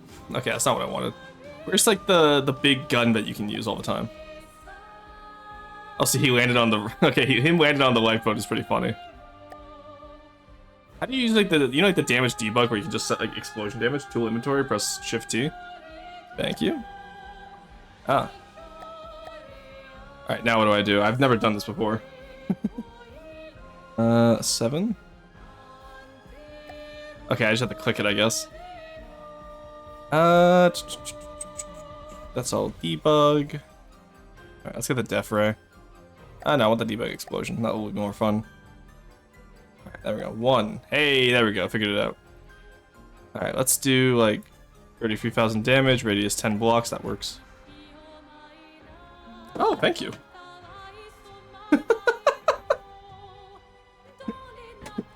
Thank you, Neko. For reference, he just walked in here with chips and some dip, and just gave it.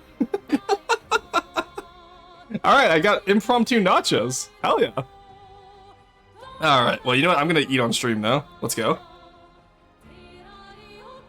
Oh, that is crunchy. I'm so sorry, guys.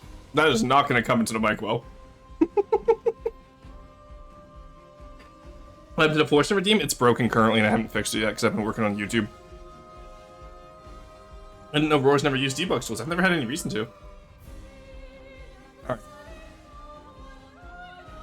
So the separator's in the front. Let's not hit the front. Let's hit the back. Okay.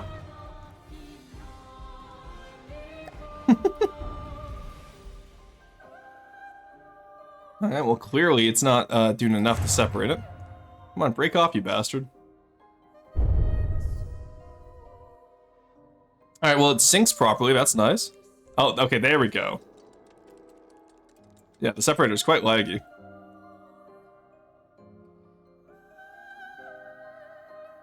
Interesting. That's cool.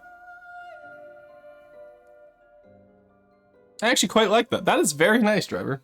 Fix it now where I eat someone. That's okay, you can eat someone. Carson, I'm sure, won't stop you. Oh, it broke. Why have a deco do that? I'm not sure. Couldn't tell you. That's really cool, though. Oh, so let me know if the chip eating is too loud. I don't normally eat during streams, but...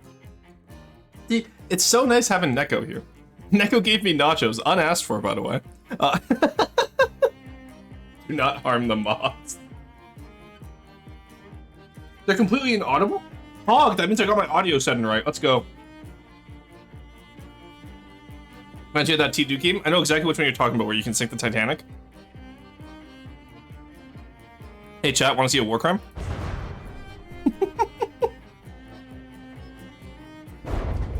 There we go. Completely unnecessary, but also really cool. Imagine if every ship did this, though. Where they actually properly sank at the end of a battle, and then you had to like salvage them with like a laser or something, like a salvaging laser. When you say unasked for, I imagine the Ninja tweet. That is the joke. Yes, that is the reference. Hey, Aeronautica, welcome in.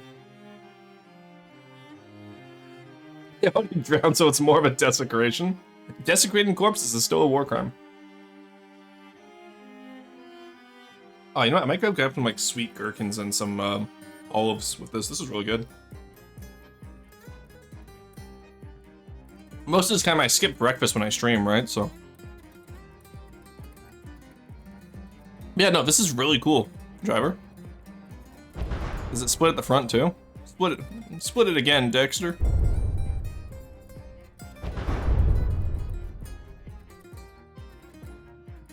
Oh, look at the actual recoil sends it away. That's so cool. I love that. That's very cool. Put a grenade on it and you can be Canadian. I am Canadian. I'm already Canadian. I have no grenade needed. There we go, split it there. Very nice. Okay, that's cool. I like that quite a bit. Very well done on that. Alright. B-17 Warhammer Tactical Bomber. Ooh. Okay, so what makes this Warhammer? I see it's orange. I don't have any orange stuff, so let's do TG for you. That looks decent. Okay. So what makes this Warhammer? I think the Warhammer is the name. That took me a second. Well propelled by the death of others. Put in the sea urchin for Monday's roast? Hell yeah. Excited to see it. Prove the Canadian mindset. I just shot 2 lifeboats. What more do you want? It's not Warhammer 40k. Yeah, I figured that out. Can we replace one of the bombers with a gunship? Well, I only took one of the bombers because different payloads isn't much of an aesthetic difference. And no, submissions are closed because I do have to end early today because like I said, I have Neko over and I want to be able to hang out with him.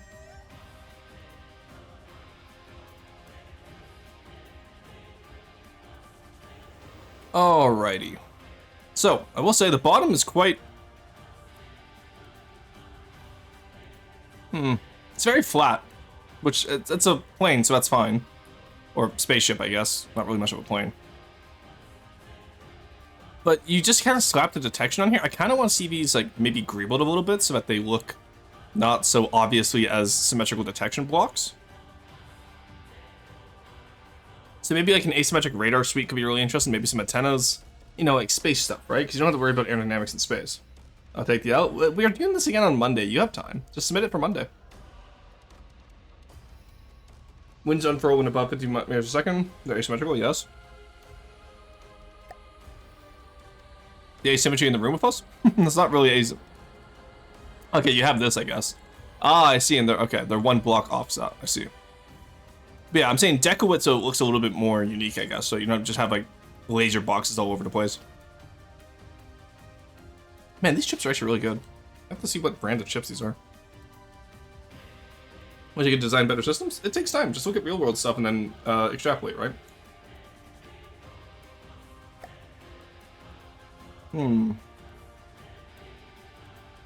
What are these little side areas meant to be? Are these meant to be cockpits? Because if they are, they should be glass.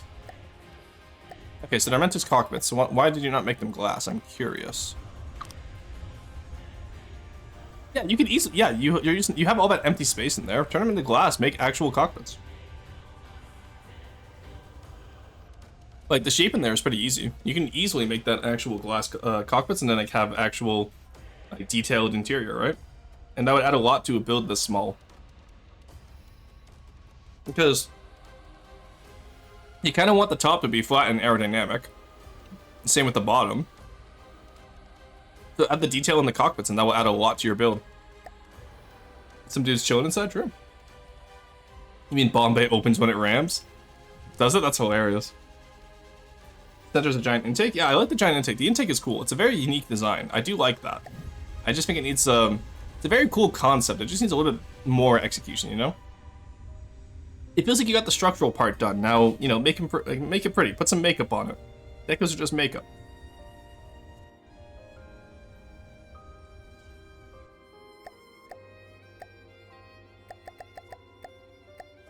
Alright, B1A answer. Ooh. Okay. Okay, this is a cook. I see what you're cooking here. You're cooking into atmosphere. You missed the Bombay? I don't... So, again, aperture. When I review this stuff, I only do exterior aesthetics. If you want me to see something, have it so it opens on a timer, because I do not take the time to, like, spawn in designs for every craft I review.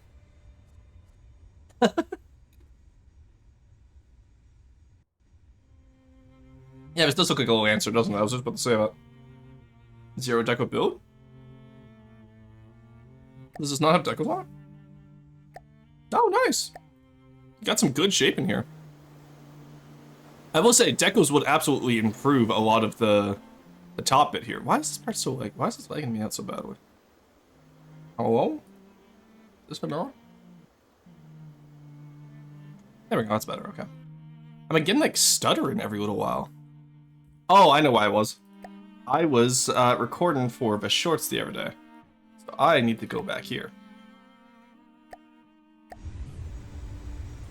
No, that's still stuttery. Okay, weird. I don't know what's causing that.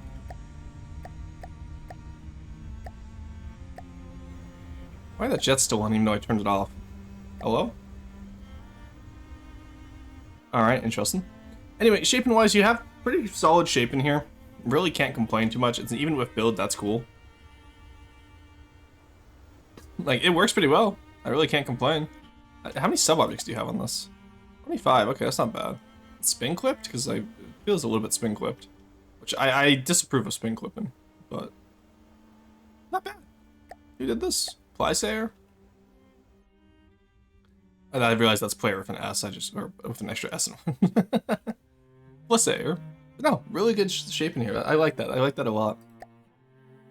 Alright. Is it still stuttering? Do I have to restart my game? It's like stuttering as if it's like a memory leak or something. It's weird. Alright, catfish. Ooh, okay. No, no paint though. Where the paint at? Deep Water Guard relies on its paint. Okay, first off, your turrets are way too far forward. If I do this, that's the wrong button. I forgot I had the explosion setting on. How do I get rid of that? Shift T. There we go. Okay. So, if I do this, You see how they're very not balanced, and also you get this weird shot trap at the front. So the way Deep Water Guard turrets work is first layer should always be your barbette. I don't always do this either, but normally barbettes are a good way to make stuff look good. And then followed by the rest of the turret shaping. But also, look how, like, yeah. This should be brought in back to here. Because right now you're crowding the barrels and they have no depression, right? You don't want to crowd your barrels. So give him a little bit of depression. He's a little bit too happy these days. Oh, this is the shark ship, isn't it? Yeah. Alright, other issue over here. Let's talk. Who did this one? Is this Major Meow? This feels like Major Meows. That's right, okay. I do occasionally remember some stuff. Right in here. Now that's a weird angle. How did you do this? I see how you did this. Okay. But yeah, so in here, take your design and just metal it up. There we go. And then over here should be painted purple. Oh, okay. I see how you did this. But yeah, so anything that touches the metal on the water line like this should be purple. Underneath, you never want to really paint. Oh my god, what happened here? Where is half your hull? Where is your hull? That's just bare wood on the bottom. Hello? Does the boat need depression much on their guns? You ever ran into a submarine?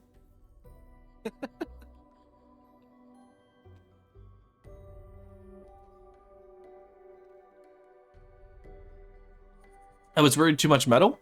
Then take metal off of other areas where it doesn't need it.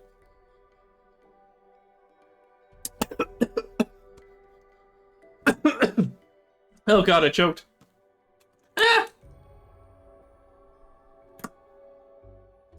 Walking away with hull-shaped belly. Sorry, we're out of hull. Front fell off, honestly.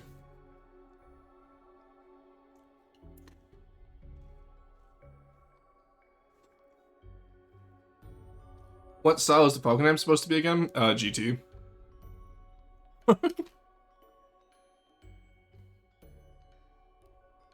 It's one of the unique Fitzgerald ones. Meant to be built on a burnt down hull. So where's the hull? I actually really like the idea of Deepwater Guard taking a burnt down hull and building over top of it. So where is it? Where is the hull? Fitzgerald, my specialty? Yeah, but it's not balloon core, keep in mind.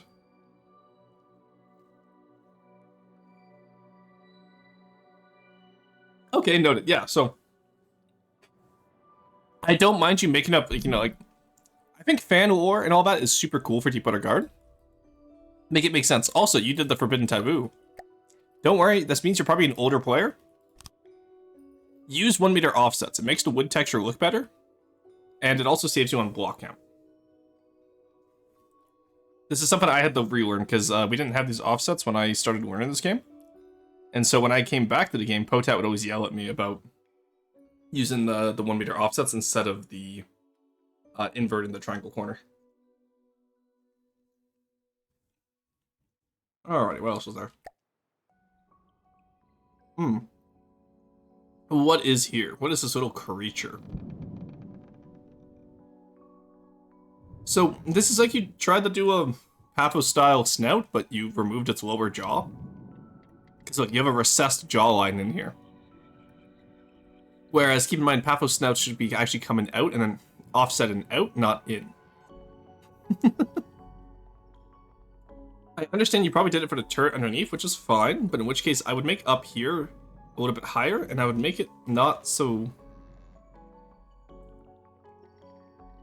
He doesn't quite have the receding hairline that I've seen a lot of people use. Like, you do have some overhang, which is good. Oh, never mind. No, he has the receding hairline. He just has, like, a toupee on. Because right here is outside. And then, like, this little area in here. Like, what's going on in here, right? Oh, I see what happened. Yeah, so as you translated into the rest of the craft, it became a little bit of a struggle. I see. Okay. Okay, I think I see what happened here. Holy cog, Batman.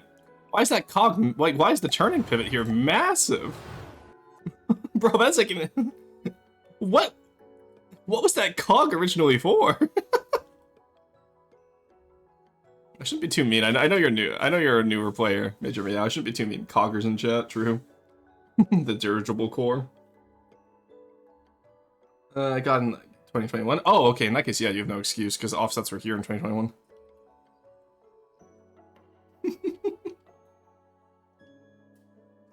Superstructure is often an afterthought. Not with Deepwater Guard style. No, and then this up here is very strange as well. You almost made it look like a tree. The shape-wise, this is almost more white flares, and concept-wise, it's more like road walkers. But yeah, so superstructure you would definitely want to extend to at least back here. I like that you have the paddle wheel, though you could be integrated a little bit better. That's fine. What, the cog? Oh god, no. No, I would definitely like, make that down and make a proper turret base, right? Just a massive cog doesn't really work. And then down here, too, it's just all flat walls. So let's grab one of my Deepwater Guard builds. We can use the freebooter has... Okay, actually, you know what? No, the privateer is probably a better superstructure. So it's not done, obviously, but... So do you see how I layered my superstructure in here? And then it kind of comes out to back here. Now, this is a weird one, so actually maybe I will grab the freebooter, because the freebooter is a bit more typical Deepwater Guard. Privateer is a bunch of experimental stuff. There we go. So you can see how comes out the back here, goes into and around the smokestack, comes down around, and then there's all these little houses and, you know, compartments down below, right? But you can see that there's very little flat space on it. There's little recessed areas which are flat, sure. And then most of the other flat areas have windows, they have walkways, anything to break up that flatness, right? You really want to break up the flatness on the side of your superstructure, which you did good here. And then back here you have the windows, which is good, but in here, this is very sparse. So you could absolutely take this, right? Get rid of this. And then, oh, so you didn't block off, oh. You know what, actually, just, I'm not even gonna get started on that. But yeah, block off your internals from your superstructure. You can have internals in your superstructure, that's fine. But don't make it look like, you know, it's all over the place. You want to keep it compact. Pipe incorrectly connected in there? Yeah, I'm not even going to get started on the internals. Man design, let me show you one of my very educational. Well, I'm trying to be educational with it. I use the freebooter so often because it's actually a good example of a fan design, except for these turrets. If I change those turrets out, this would actually be a really good Paphos design. Which is why I like the privateer so much, because the privateer doesn't have such weaknesses. And the privateer also has a very unique superstructure, which I'm happy with. Ah, my nose is going today. Sorry, guys. I don't know why it started bleeding earlier, but it's probably going to start doing that again. Back here is good. So you did this part right. I like having the little curve around the water wheel. That's really cool. Maybe some supports coming from here, going down, to show that it's like, you know, kind of built in would be really cool. Also here. Okay, so you actually did do this part right. But again, just use offsets, right? It'll save you on block count. But the curvature is a little bit too much. So how many is this? This is free. I would probably switch this to free. 3 meters instead of 2, and then have 2 meters here, because this feels a little bit longish right now. That being sarcastic, I might want to say it's really neat for wearing this. Oh, sorry, I thought you were oh, I thought you were joking around. Yeah, no, I'm glad it is educational then. Doesn't have the weaknesses Chad has. One day I'll finish that Rorsten Reviews style build. Take your time on it. Look, there's no point in building for this game if you're not having fun. And you know, sometimes people need breaks, they get burnout. It happens. Might as well spawn the freebooter before the submissions. Like I said, it's a good example for Deepwater Guard Pathos style, right? Which is what most people do. Okay, I'll fix the engine. Okay, good.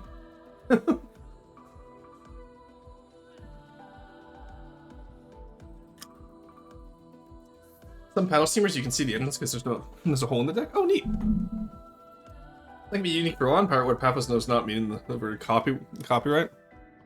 The privateer, No, if he's inspired by the privateer, I'm happy. The privateer is still very unique with the giant airboat fan, right?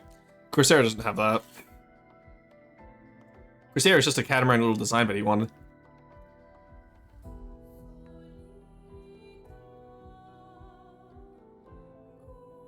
Put something in general, maybe something like that. Steam engine visible. Oh, that could be an idea too. But yeah, definitely redo the snout if you want to be Paphos, because I think the idea of a shark ship or a Paphos style sharp ship is actually really funny, especially if it's like called the catfish like this. I might have to take this concept because I want to see how I would do it. I think it could be really fun. Yeah, and then again, just your turrets are too long. Like, you really don't need this, right? Now let's take you down here. Actually, that one works. Let's keep him. There we go. So do you see how already that's a little bit more balanced? But this side? Because this side, it feels like it's overextended, kind of like way too far out, right? And then same with up here. Move this back to here. Maybe go one more than that, but like, there's really no reason why your turret should extend past the mantlets like this, in my opinion. Because you have over here, see where actually, let's look at these ones. You can see, actually, these are really bad turret examples. But you can see how, like, at the top here, I leave it at the mantlet area, which I needed to redo because I thought I had ERA up here. It's maybe an older version now that I think about it. And you see how it kind of slopes gently down, and then down here, you have the slope down to give it depression, just in case it needs it. Stuff like that is what you want to look out for, right? To make it campaign legal just in case. That's the cat shark. Roar, there's already a catfish and it's on the steel stratus. It's a cat shark. Also, I can tell you right now, you can make this campaign legal. This definitely isn't where the campaign isn't quality. And to get campaign quality would require a full rebuild. It's just this hull is not great. And it's okay, you're learning, right? Very few people get it right on their first try. So what I would do is, do you see how Freebooter hull latches onto that metal? Extend out your hull to the sides in the metal. Right? Or maybe have it offset one if you want to say you built it on top of a burnt out hull, that's fine.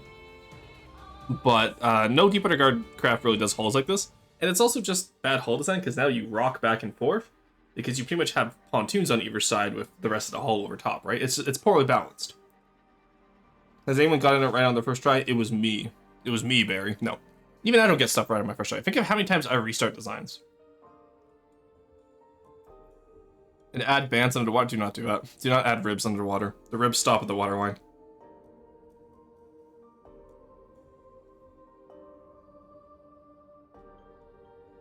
Crossbones and plunder are for guidance? Exactly. These chips are really good.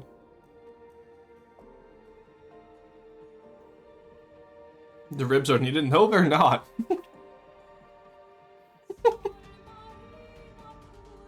If you're wondering what we mean by ribs, we're talking about on some Deepwater Guard designs. Let me see if I can find it. Let's grab the crossbones. I think the crossbones has ribs, doesn't it?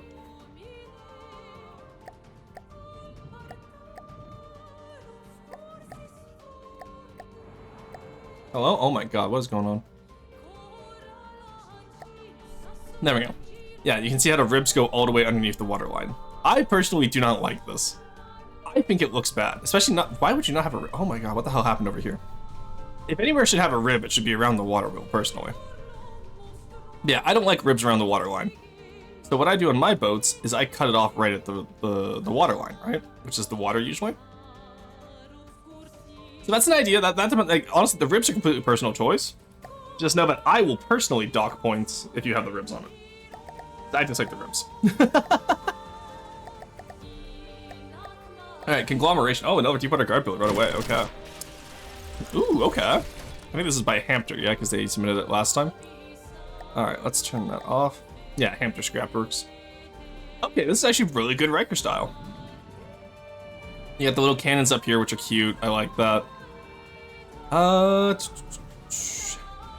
Need some paint on this turret, honestly. Pontoon on the side looks good. Oh, I love this little side gun. I've seen this before. Where's the side gun from? I've seen this style before with like the little side area. The crane looks good. The missile launcher, yeah, missile launcher looks good. This is really good, Hamster. I'm not gonna lie. This is really well done. Oh, you integrated the superstructure really nicely as well. Oh, you stole some Sveno window. Wow, that is a mashup of a lot of different superstructure styles. That is impressive. That is very impressive. A little bit too much paint on it. I want to see a little bit less paint up here. Because your superstructure is overpainted. So maybe take out like some paint at the back here. Keep in mind, Deep Water Guard has 5 colors because unpainted is an official color of the Deep Water Guard. That's a diff gun. I think that's from the Smuggler. Ah, okay. All up-to-date Pathos builds have them. Don't care, didn't ask. The water runs out the water, true. I think Cook, absolutely this is a Cook. I also love the little secondary bridge here, just plopped on, that's actually really cute. The missiles look good. I don't know what this tower is for. Also, your guy does struggle to float a little bit, and then... Yeah, I see the... What type of hull is that at the front here? That's the scrapper hull, like the old scrapper hull before they updated. I think it's called the Psy now. And then I would say obviously the Paphos style hull should be a little bit deeper than the side ones personally. Paphos style hull itself is pretty good, but you did make the fatal mistake of... Sorry, I'm playing with one hand here because I'm eating chips with my other hand. You made the mistake over here of having metal touch the deck line, so I would raise that all up by 1 level personally. Also, what happened over here? If you're going to be doing Riker style, use metal for your connections between hulls. If you're Frankenstein in it. I would struggle to float too if I was a moving junkyard, yeah. No, it's really well done. This is really good Frankenstein style. Oh, look at the little scrap heap in there, that's cute. Like, this is really well done. I like it. It's good. But there's always some minor inaccuracies. It's like chess, right? You can play a really good game of chess and still have a bunch of inaccuracies. Also, I like that it's 1 paddle wheel. Not enough people do like asymmetric paddle wheels. Very nicely done.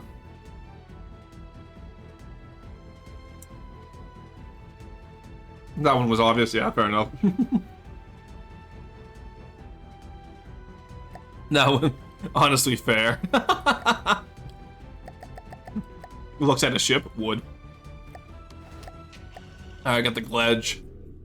Oh, we missed out on the orange color because I did not save it in time. That's okay. So this is by Saab. Tom would do it. Saab is the inventor of the legendary Pangolin, which I love so much as a tank. And honestly, I was talking to Saab the other day. I was like, yeah, just submit it because it's a pretty good example of how a lot of tanks should be built. But I will say it's a little bit too thin for my personal taste. And it's a little bit too long compared to its width.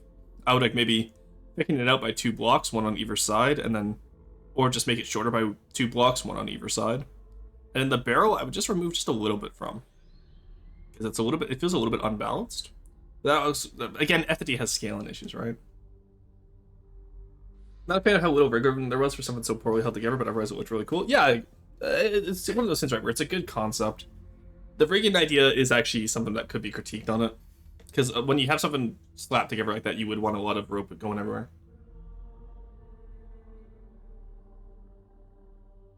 What happened on Fishbone Island? Oh my god. The damn Fishbone files. Alright. Yeah. As always, I love Saab's style because he does very minimal deco. Oh, he does 0 deco. Yeah, no, in that case, this is really impressive, Saab. He's even got walkability with 0 deco. So this is a great example, guys, of just solid, good shaping. That's why it's called Fishbone Island. Oh my god. Yeah, so this is my point, right? It's like, this works great as an educational thing because Yeah, look how he uses the wedges here. When people tell me, oh, like, you know, like it's all like deco stuff, but you don't need decos to make something look good. And this is the kind of shaping I expect before you deco stuff. Does that make sense? So like, don't use decos to cope with poor shaping. And I get it, it's easy. Decos make it really easy to have poor shaping, right? Because you can just cover it up.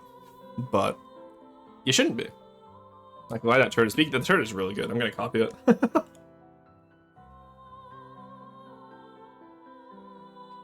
As opposed to non-walkable car-centric FTD builds. Shape first on deco, exactly. So like, what I would tell Saab is I would say, you know, like, I know Saab doesn't like deco, but if Saab did like deco, I'd be like, all right, get to this point first with your builds, and then start adding deco onto them. So for example, some of these detection turrets, right? Or like, even just covering up the AI component. So you have heavy armor here. Oh, he's using plate for different color palettes. That's actually really cool. But something like, you know, like something like using, instead of using a plate here, you could easily just put in a deco to cover up the paint, right? So that's what I'm saying. You don't have to go this extreme. So I would say there are actually some efficiencies that decos would help provide. Because getting rid of those plates reduces your volume, which means it lets you add some more chunk to it. Decos and paint make the builder aims. Shape first on deco, yep. A deco because making turrets gets boring after a while. I want to get off a swivel. Yeah, that's fine. But as long as you still have good shaping, it doesn't matter. So like, not Monkey Man. Monkey Man does occasionally good shaping. Actually, you know what? No, I will call Monkey Man out. So a few of Monkey Man's builds in the past, you'll see his turrets look really good with deco, and then underneath they're just heavy armor bricks, right? I picked violence today. I will call Monkey Man out.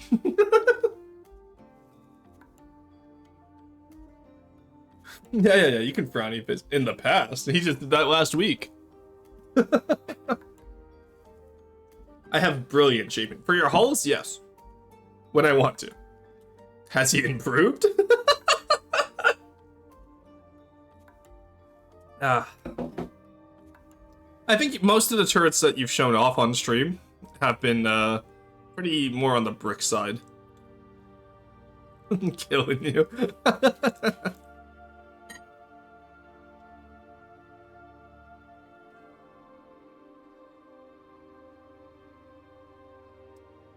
See, I'm following the Monkey Man route.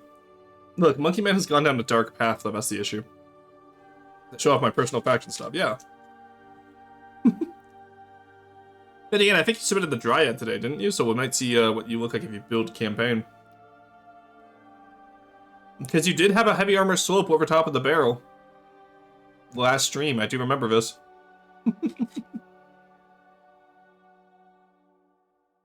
This is slander? No, it's not. I literally clipped it with because you turret deco so bad. Carb came into stream.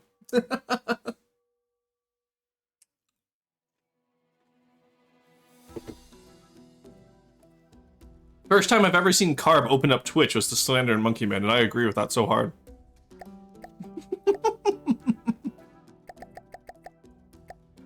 Alright, the Grim. Okay, that's cool. You know what, Mumdo? This is cool. Eternal Smoke is cringe, though.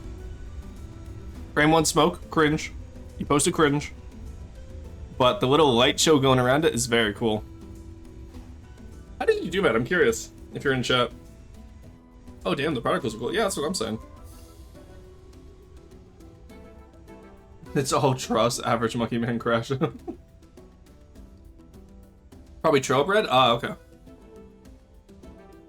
Please just breadboard, just smoke, or ACB on enemy spawn. That's what I'm saying. Nope.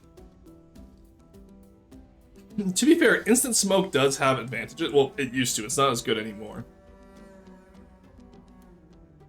But, because there is a frame, like, there are some laser craft that shoot immediately.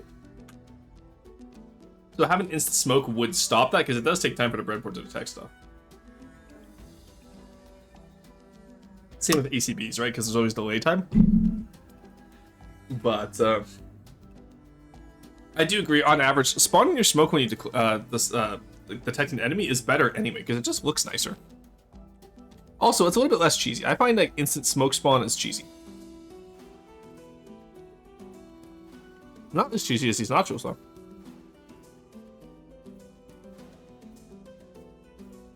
Hold on, what if perma-smoke below silver snow ships? I'm already on it. That being said, I was about to address this. Silver snow ships will have perma-smoke because it looks like the little iced effect coming off the ice from the ocean. And it also does make it cheesy. So you won't be able to cheese them with lasers. I can test it out on the Ashigaru. Oh, I only know how it looks on the Ronin. I've already done it. But the difference between you and me, chat, and this is going to be one of those moments where you said, what weaknesses does chat have, is that if I'm going to use meta cheese, I'm going to make it look good. Gotta make sure it's distributed right. Exactly, right? Hypocriteson, true. I am a known hypocrite. It's well documented.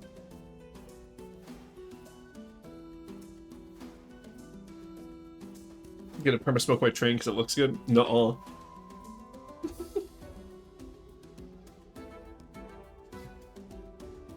Oh, but when I do it... Yeah, exactly, because you make it look bad.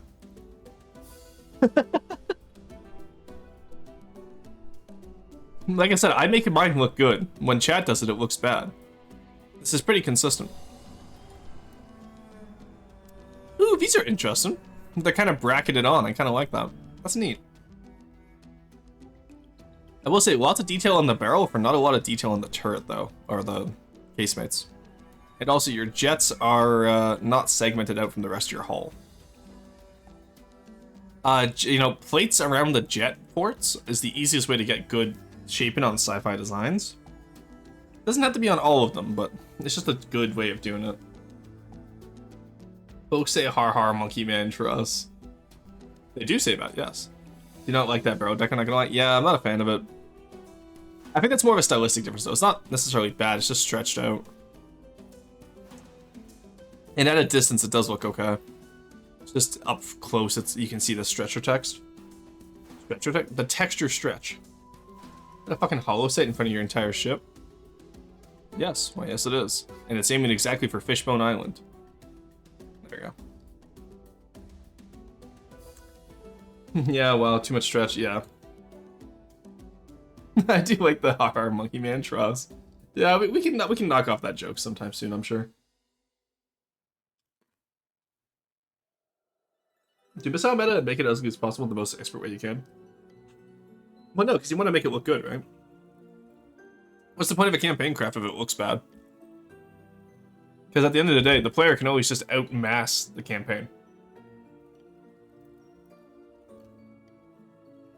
And so one of the things I argue quite frequently about is that, like, sure, you know, we can keep power creep and we can keep size creep in our craft to arms race the player. It's functionally useless, though. Just set the campaign at a set difficulty. If people find it too easy, they can go to custom campaigns. If people find it too hard, they can cope. Release the fishbone files. The ball turret is a pack turret, right? Yes. I believe so. It's a good reminder I should make my builds cheaper. Plus it's a trademark, true. In Monkey Man we trust, occasionally. I just eat the ships I don't like. Do you now? People find it hard, too hard, they can work for the Christmas campaign. People find it too hard, they can play Glau. Glau's not difficult.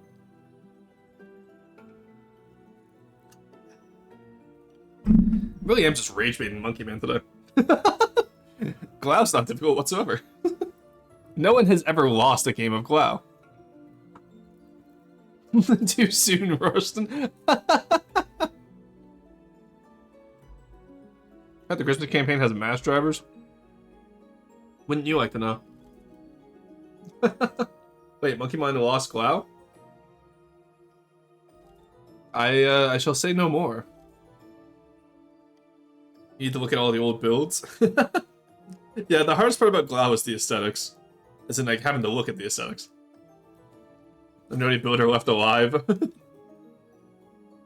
That's not true. Syrup is still here. Plus, I have one Glau build. I haven't touched it in a while. I should probably go back and work on it. That was delicious.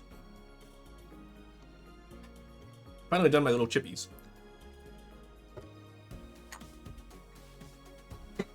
Alright. I can crack my fingers and I can really get into some design critique here. Just as the ads play, that's hilarious. Alright, so the engines are pretty good. But honestly, I don't like the props and jets. Honestly, you're gonna have to pick a lane. Having the jet like out exhaust be into the prop is just silly and it doesn't look good. Person needs to start building glue so that everyone in the community is inspired to build more. I don't think I have that much power. Actually, you know what, now that I say that though, I did the Deepwater Guard tutorial videos and immediately we get like Deepwater Guard fan builds every stream now. You know what, okay, let's do Onyx Watch first. We'll do the Onyx Watch videos, and then if people start submitting Onyx Watch fan builds, then we'll realize what power we have, okay? But I think the thing is, Deepwater Guard is just so accessible.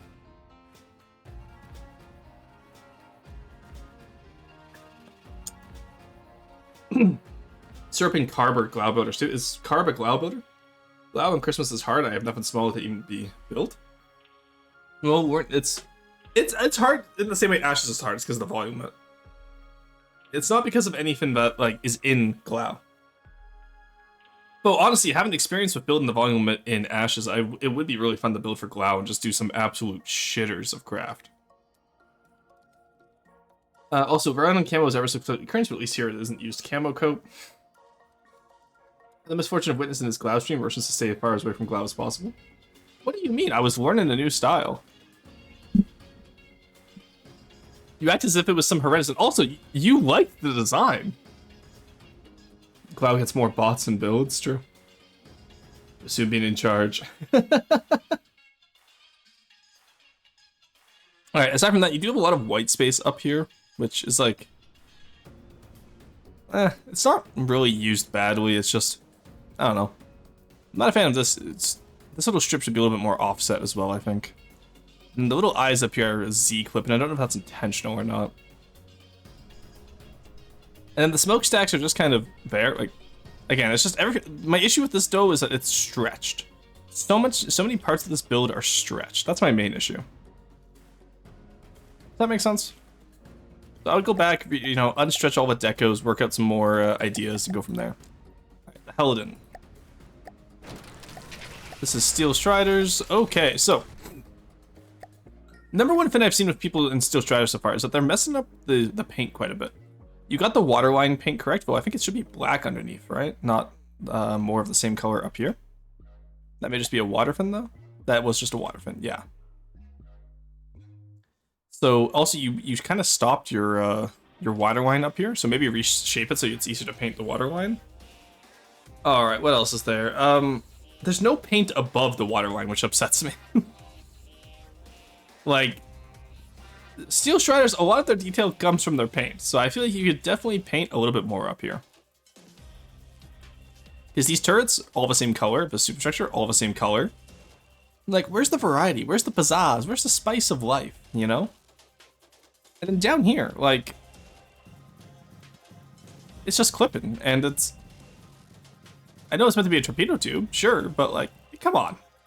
Come on, guys. We could do a little bit more here, I feel, you know? We could do a little bit more. And the turret shaping, you got some applique, that's fine. Honestly, the turret shaping is fine, the mantlet looks okay. The lifeboats have little inlets, but they're not even strapped down or anything. Like, come on, what are you guys doing? Those lifeboats gonna fly away as soon as possible. Hold on, Bluetooth smokestack? No, it's not Bluetooth smokestack. There's it's not Bluetooth at least. But also, like, yeah, there should definitely be more structural stuff down here. Like, this is your entire superstructure, and it's entirely held up by 2 slopes and a smokestack. You even have slopes on the other side? Like, what's going on here, you know? Excuse me. Like, put some, like, struts in. Especially of how solid the superstructure is. If the superstructure was more like catwalks, kind of like a World War II one, this would probably work a lot better. This is a relatively modern style of superstructure with just a massive gap in it. You know? Is that the Dryad's torpedo turret? I do believe it is. So, yeah, this is definitely not your best work, though. But, there's definitely room for improvement. Your deck choices are also a little bit interesting. Like, in terms of, like, the wood versus, metal choices in areas. I'm not the biggest fan of that. I feel like this one's trying to be too many fins at once. Yeah, and also, how did you get such low FP out of a missile? Wild. Okay. The bridge looks not great. Like, maybe look at some 1950s. Yeah, that's what I'm saying, right? It's a very modern bridge on a very World War II-esque build. And that's my issue with this. Like, you have a massive, like, bridge area, right? Flying bridge, whatever he's called, where it's like the bridge deck. Let's just look at the Braveheart. I haven't seen the Braveheart, but I'm not very familiar with Steel Strider's craft. That's like an area you want the ship to be first. That's actually a good way of saying it, yeah.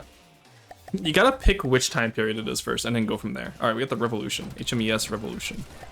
Oh, hey, this is, Mizar style, isn't it? Honestly, this is very nice. This is well done. Pro Sectore Septimo. Very nice. Yeah, no, the balloon, My one issue with this is about all your little sticks down here are the same height. Oh, they're not. Okay, but the... Okay, the rigging's at the same height. That's what threw me off. Okay, no, asymmetry down here is fine. You're good. That just took me a second to see. I'm an Empire. Love this style. Yeah, no, I love the airship style like this. Luke does such a good job on his styling. Oh, I love the little prop cages back here. That's cool. But your balloon shaping back here gets a little bit rough. Like, you see how you have it nicely shaped at the front, and then at the back, it just kind of looks very crinkled? So I would go back and redo this so it looks a little bit less crinkled. It's just these metal decos in here from the catwalk up top that gives you that crinkled look.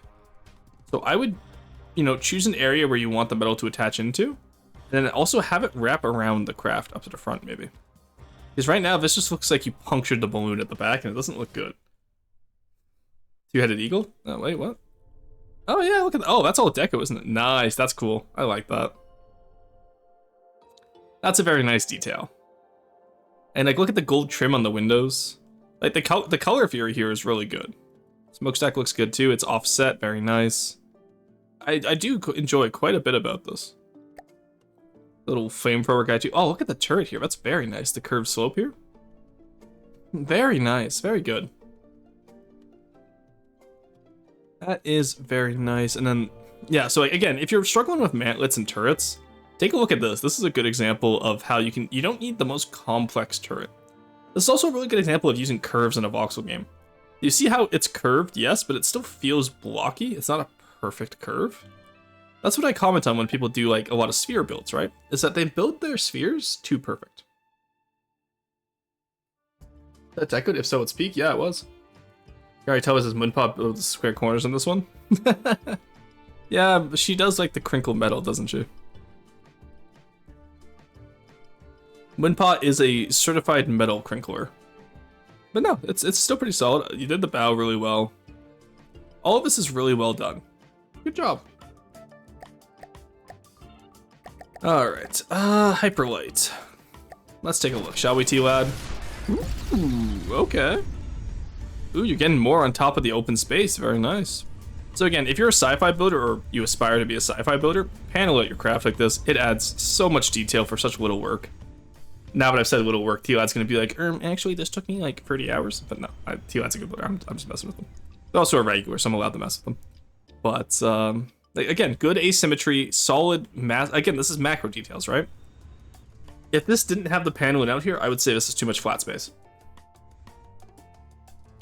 Also, that extending bit breaks the flat very well. That's what I'm saying, right? Like, T-Lad has a great use of flat space. And then, of course, the greeble work underneath really ties it together. Because if you didn't have this greebling underneath on the black space, then the orange space would look very boring. Our holotext isn't looking the same when compared to mine. Oh, that's not good. Yeah, sometimes stuff breaks. It's okay. It's okay. It happens. Overall, your craft is still really solid, and that's the important part. The carb is allergic to deco. Shark ship could benefit so much from paneling like this. Oh my god. Okay, then I'll let me panel out a shark ship and I'll show up the carb. Because actually, you know what? I told him I was gonna work aesthetically on the Megalodon, and I could easily panel out the Megalodon like this. I mean, he said in the Antiquid one, you did say it was too flat. Well, that's true. Yes, I did say that. It's because I'm right. The paneling and the Greeple is what really brings these builds together.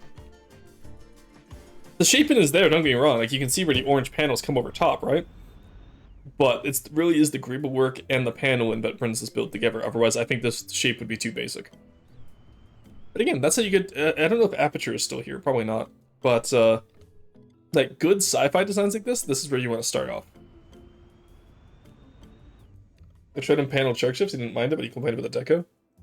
Well, I've been talking to Carb about deco lately, too, because I've been telling him, like... Because we had a good chat in Codal chat the other day about how, like, there's no reason why, you know, Steel Striders and Onyx Watch should be not up to the same art style as the other factions. Because, like, GT and Deepwater Guard look like they belong in the same world. In terms of, like, art style, direction, and quality, right? Like, they have a lot of Greeblin, they have a lot of stuff like that. Hey, Necro, welcome into the raid, thank you. Oh, time, boys. I didn't even know. I honestly didn't even know you streamed. Since when do you stream? What were you up to today? Were you streaming FTD, I assume? That's crazy. I honestly didn't even know you streamed. Either way, welcome back in. How's it going? Oh, yeah, I see. You're doing the custom campaign stuff. Very nice, very nice. Since 2 days ago, well, I was playtesting my CC. Nice, huge. All right, Mundo, we just reviewed yours. Yes, the game has to have a style. Exactly, right? So that's the pin I've been harping on with my custom campaign.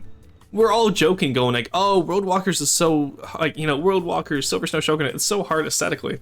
It's because they have the same art fidelity. Or I normally say graphical fidelity, but art style and direction, right? So Roadwalkers looks more complex, but if you look at Silver Snow, it's the same level of complexity in Greeblin. I'll watch the bottoms, whatever. No worries, it's okay. Honest Watch always looked a bit out of place with how low detail it is. Exactly, right? And Steel Strategies is getting to that point now as well as White Flares and White Hoods get updated. So that's what I'm saying, like, deco count should not be an indicator of a quality of craft, and I think that's a very outmoded way of thinking. Because, you know, a lot of Deepwater Guard stuff have... Is this even with? Oh, no. But yeah, like, a lot of Deepwater Guard craft have a lot of decos. But they're used efficiently. Deco efficiency is what I care about. If you're using decos to make a shelf, like using 16 decos, get the hell out of here. But if you're using decos to make an, like, you know, a little anchor apparatus, and then you also want to make some, like, little clutter on the deck, and then you also want to make this and that, right? Then that's okay. But just be efficient with your decos, right? Like, there's no reason why a table, for example, should take 16 decos. Yuck, even with. The better the craft, the more decos it should have. Well, that's the thing, right? For shelf ladder, accessible. Exactly, right? That's what I'm saying. Like people go like, oh, deco issue. No, if you call it, the issue is that people are too afraid to use decos because they go like, oh, that's all deco. No, you're just a bad builder. If you're calling something deco when it's efficiently done, it just has a large number. That's just bad building, and you're not at that skill level where you can appreciate it. That's my hot take for today. I always have hot takes when I play this game. My hot take today is that if you're yelling deco because something has a lot of decos instead of looking at the efficient use of them, bad builder. You don't have the skill yet to identify the difference between efficiency and coping. You can tell it's a good craft by the impact on your frame rate. Decos don't impact frame rate that badly, honestly, I find. Maybe I just have a beefy computer, but I am in fact a bad builder. You know what, Necro based. On my way with classic ammo barrel plus wood pole table, let's go. The craft doesn't have half Rorsten's frame rate, this uses 2 little decos. Truth nuke. Yosenja. Yeah, absolutely truth supernova. Yeah, because like again, I get on Monkey Man's case all the time for decos, right? But at the end of the day, I think his deco use is actually pretty good. Aside from like just straight up hiding stuff. I don't really approve of just straight up hiding stuff. That's where I differ with Monkey Man. Back when I had an absolute hell of a PC, deco still had 0 impact. Yeah, sub-objects are the worst for it. And what happened? It's oftentimes not the number of decos that causes the frame lag, it's the fact that you run out of the deco limit, so you then have to sub-object decos onto your craft. If you're at the point where you're sub-objecting decos onto your craft, maybe you've hit too many decos. You know what I mean? Guessing my guy hasn't been absolutely toasted yet, I would not know. We're still on T, lads. I've been kind of slow today because I've been explaining different concepts. Also, Neko brought me food, so. Alright. Yeah, we're only at H now, or we're only at J now. Alright, G Ka Destroyer. Ooh. So actually, you know what? While we're on this topic, let's take a look, shall we? This is a scrimp build. So you can see here, this actually I am going to complain about. It's the fact that the turret is a completely different shape and there's so much hidden stuff. This, I would argue, is deco. Well, not even deco. I think we'll have to look at, is it efficiently used? Let me go on the turret. Okay, yeah, so every block is anchored. Yeah, so this is not an efficient use of decos, I would argue. And also just your turret shape should somewhat follow your, you know, your end product, right? Because there's a lot of deco hidden heavy armor on that, for example. Like that's all, for the record, that's all metal texture, but you don't at least add some heavy armor texture to the turret if it's gonna be all heavy armor, right? Oh, I'm safe from the Java button. I don't tend to Java button too often. What else is there? Square life preservers is a choice. Oh no. Okay, what are these ones then? Because I see the circle ones back there. Little lifeboats, those are cute.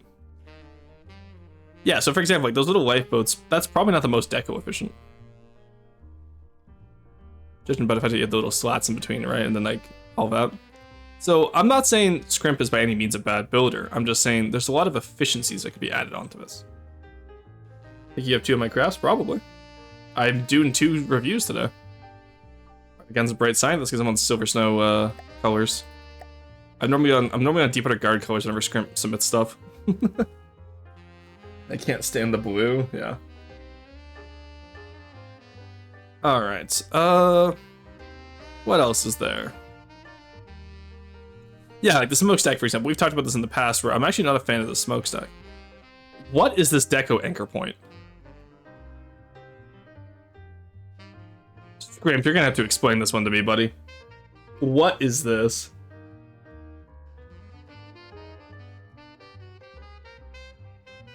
Big deco, Scrimp.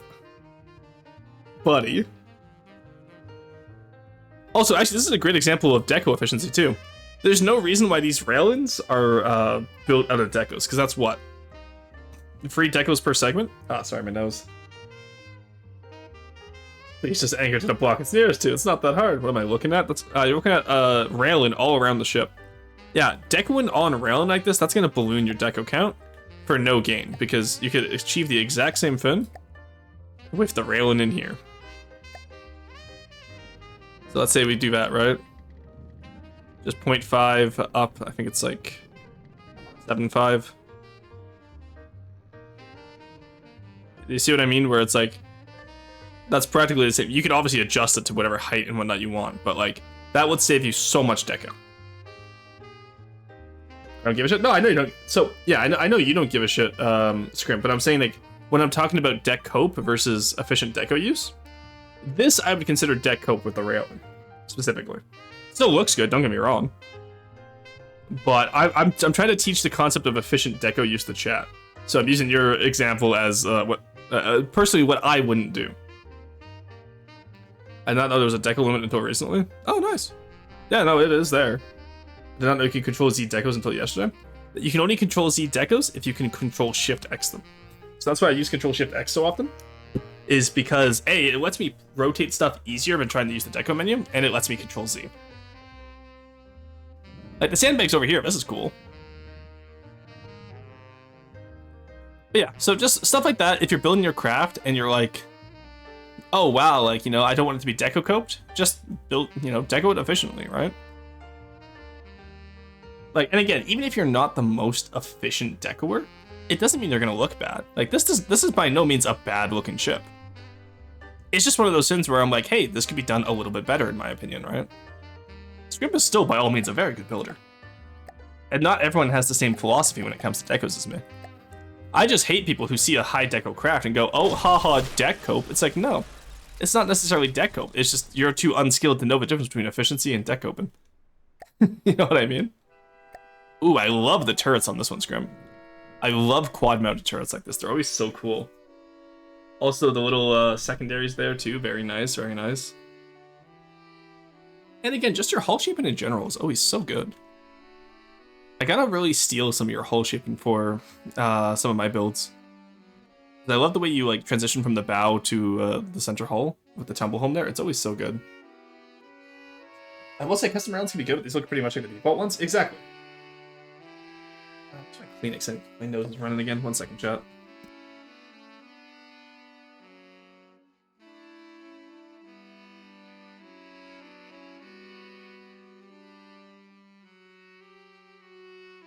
Oh, I'm gonna have to clean up my office after this. I just have like Kleenex everywhere from both the bloody nose and my nose running today. Deck railings are fine if you want wire railings, for example, but those are just regular railings. Do you use the actual in-game railing, but I needed color variants so I added the extra bolts? Yeah, so that's perfect. That's a perfect example of, oh, I couldn't use the normal railings because I had to do this specific fin I wanted, right? So that's why I'm saying it's not bad. I'm just saying it's inefficient. Inefficiency is not necessarily bad. There's a lot of stuff I do that's inefficient as well, trust me. I do not go back and clean up my deco stuff, right? So like, I'm sure I have double decos all over my builds. The mantlets are really good. I love the ladder. Love the turret shaping in general. Just really solid here. And again, Scrimp has a very consistent style, so most of the stuff I said about the last one also apply to this one. Still, looks really solid. I really like the quad turrets. I like how many of them you have too. Very nice. I need to build a deep underguard quad APS turret. I have the scuttle gun from like 2017 on the Mammoth rebuild, but I need a little bit more, I think. I like to think of it, I'm not abusing the fuck out of decos. No, you are not, Mumdo. You just stretch yours out very wide. Or very long, which we have an issue with, but you're not abusing them. And again, I think people are too worried about deco count. I think it's a very outdated metric. From back when people didn't understand. Oh, this is a cute little guy, Carson. I hate the... Are those torpedoes on him? Why are they clipping into his hull? Or is it bottom side? What's going on here, Carson? Explain this to me. Because I think this is a very cute little guy. Though I will say his cockpit is too round and shiny. I have 100 decos per 1k cost on him now. Oh god. Like 100 decos per 100k cost on average? Okay, but that's such a... That metric means nothing. Because... First off, cost depends on what you're building. Secondly... Like, if you're building something massive and you only have if you have like, you know, 100 decos per like 10,000 blocks, you're probably gonna look, unless you have really good shaping, you're probably gonna look very under detailed. Hey Skyfem, how's it going? Low deco microfighter. My issue though is why are torpedoes part of the hull? That's my question here. Everything else I actually really do like this Carson. This is a really cute little plane. He's just a cute little guy. His little jerry can at the back too, that's cute. But honestly, I just didn't think to move the torpedoes while rebuilding. That's fair. Really long and wouldn't look good strapped to the wings. Fair. One plasma gun can cost 100k. Exactly, right? So that's why I'm saying, like, I think that's a very silly metric. I forget to keep capsizing for no reason, but on the plus side, I managed to get my AA guns to work. Hell yeah. Deco abuse is a drug. I mean, you know, OFTD are heavily addicted to, almost as badly as Roar's maple addiction. But if it is, I don't think people are addicted to the deco. I think there's not enough deco in OFTD, and that's because they're always afraid of being called deck copers. Like, every craft that you build, ideally, should have good shaping and good deco work on it. Because if you're one of those people who go like, oh no, I use 0 decos because I don't like them, it's like, okay, so you're leaving detail on the table. You're specifically not going into the effort of detailing your craft. And then the people who, like, you know, just make bricks and then deco hide it, it's like, okay, but what's the point? You're not even playing the game at that point, you're just 3D modeling. Like, there has to be that fine line, right? Where your shaping is good and your deco is good. Tooth nuclear winter going on right now. Deco, you forgot it's called the Dryad again. Forgot We're the Naiad using 700 decos. So that like I talked with Carb after he put the free 50 deco limit on the Dryad bounty, right? Because I feel that Carb. Okay, so for Carb's, Carb did rescind it eventually, just saying have a special deco use after we talked about it. And Carb's main point with that was that he didn't want, like, you know, 700 decos on the craft again, because like all of it was used for like internal shell shelves, right? And that's fair, because that's, again, inefficient use. Like, if you're going to be using that many decos, use it on the exterior wisely and well, where it's actually going to be seen. Hey, Nara, how's it going? Doesn't have to be a fine line. If you use decos as a substitute for shipment, it's a bit habit. If you use them to add, it's good. Well, no, I would argue it is a fine line, because, oh, it's a bad habit. Okay, I see what you mean. Yeah. Sorry, I misread that. Yeah, hit out order to fly straight down, it has to pitch down. Yeah, I know, right? Planes get a little quirky. Pretty model to speak. Oh, I love pretty model in this game, is what I do it for. But it's just one of those things where I'm saying, like, people are a bit too obsessed with it. I shift weight on it by any amount, it starts to send it into the depths. Barely under 380. Yeah, like I said, my main issue is just people worry too much about the deco count on their craft and not enough about how good it looks. And how well it functions, you know? Alright. I got the LH Disruptor now. There we go. Ooh, orange. Okay, orange kind of cooked on this, but I need to know why is this disconnected at the front? That should definitely be connected up a little bit more. But I will say, absolute cook on this. What are we looking at in terms of shape in here? Hey, look at that. See, that's good shaping right there. That is very good shaping. Honestly, this fin just needs like a skimmer style spoiler and I'd actually be really happy with it. And I think the turret needs to also work, doesn't it? Is this casemated? No, it is on a turret, okay. Yeah, unfortunately, Lightning Hoods being one of the better crafts, you're gonna definitely have to armor up this turret on the bottom. Deepwater Guard can get away with having the turrets in the bottom floor, not every style can. Especially with a hover tank where you actually will, realistically, get shot on the bottom of your tank. Like, the Khopesh gets away with this because the Khopesh has a plow at the front, which prevents stuff from getting underneath the tank, for the most part. I'm sure there's a few examples of people would be like, actually, Rorsten, I had the Khopesh get one shot because I hit the turret from underneath, and that's good for you, little buddy. It doesn't happen very often.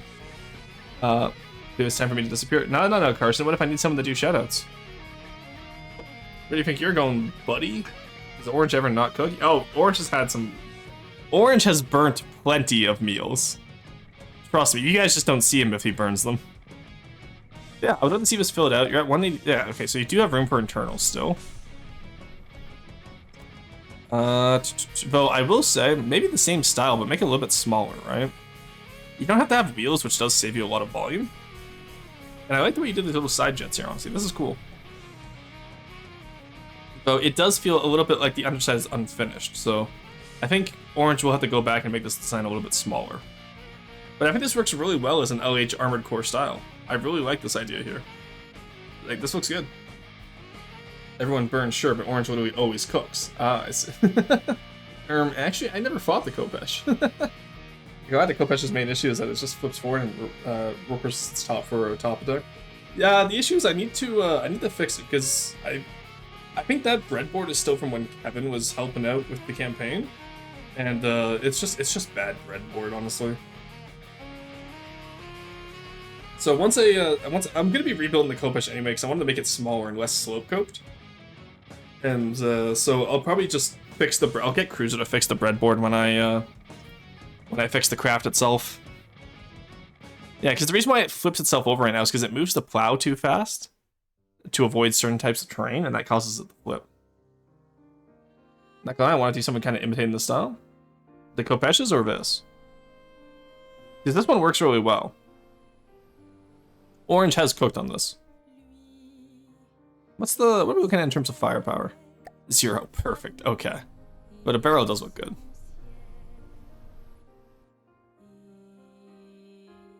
Yeah, I think we have to like cut this down to like maybe like 42 by, you know, like 25 or something. Because right now it's just too big. Alright. cool. It's a good style. I quite like the look of it. All right, LNS Gaelic. All right, very bright. Always interesting. So let's take a look at what you got here. All right, this is Major Meow. All right, let's walk me through this Meow, because I see. Let's take off that white. Actually, do we have a less saturated white? Okay, let's use Carfian's colors. There we go. Okay, you know what? Carfian color works. Also, I have changed Carfian's colors. I finally figured out a new style I wanted for it.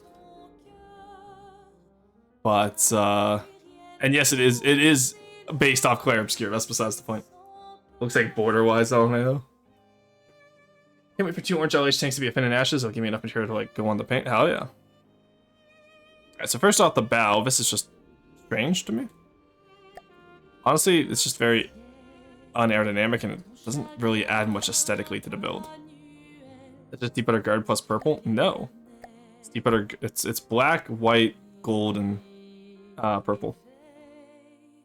You know what? I'll show off a little bit as a treat. I've started on the player starting ship for Carfian. I haven't gotten it fully there yet, but I have started on it. Obviously, it still needs a lot of work, and it will need some sales as well. But it is started at least. So that, why is that white underneath there?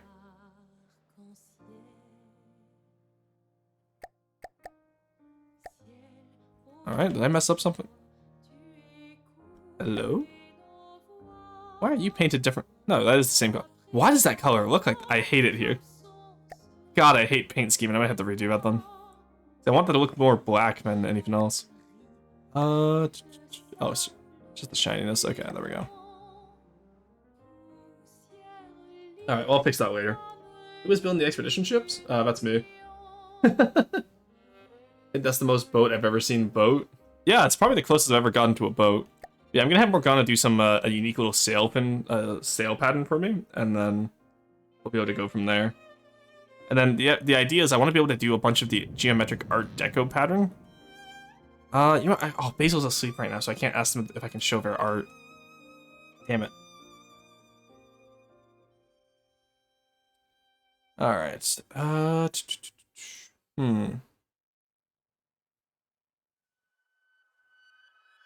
Do I show off the art and then I just unarchive the stream? No, because people want the roast part.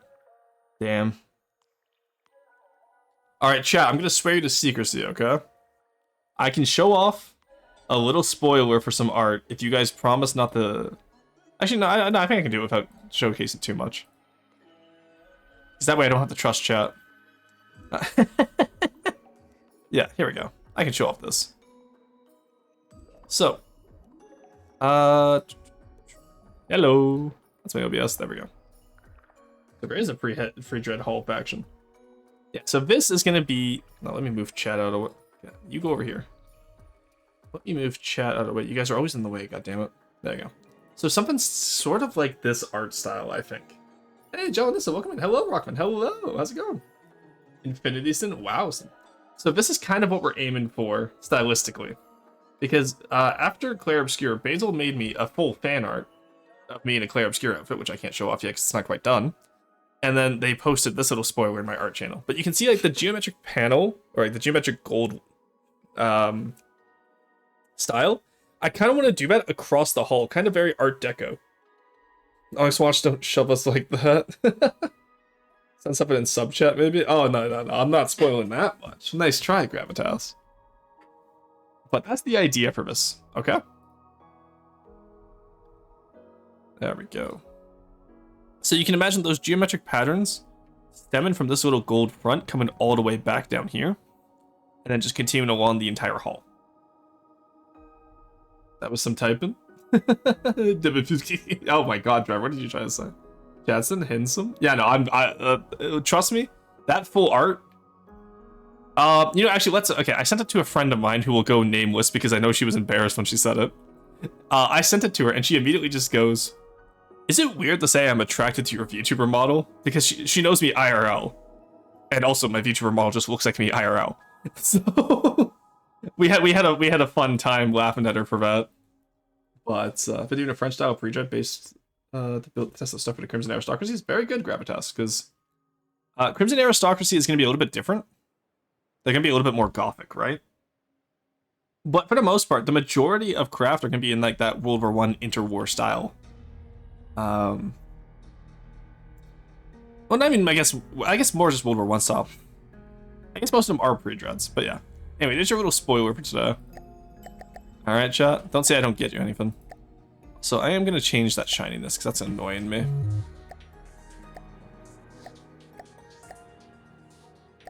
That's going to annoy me if I don't fix it now.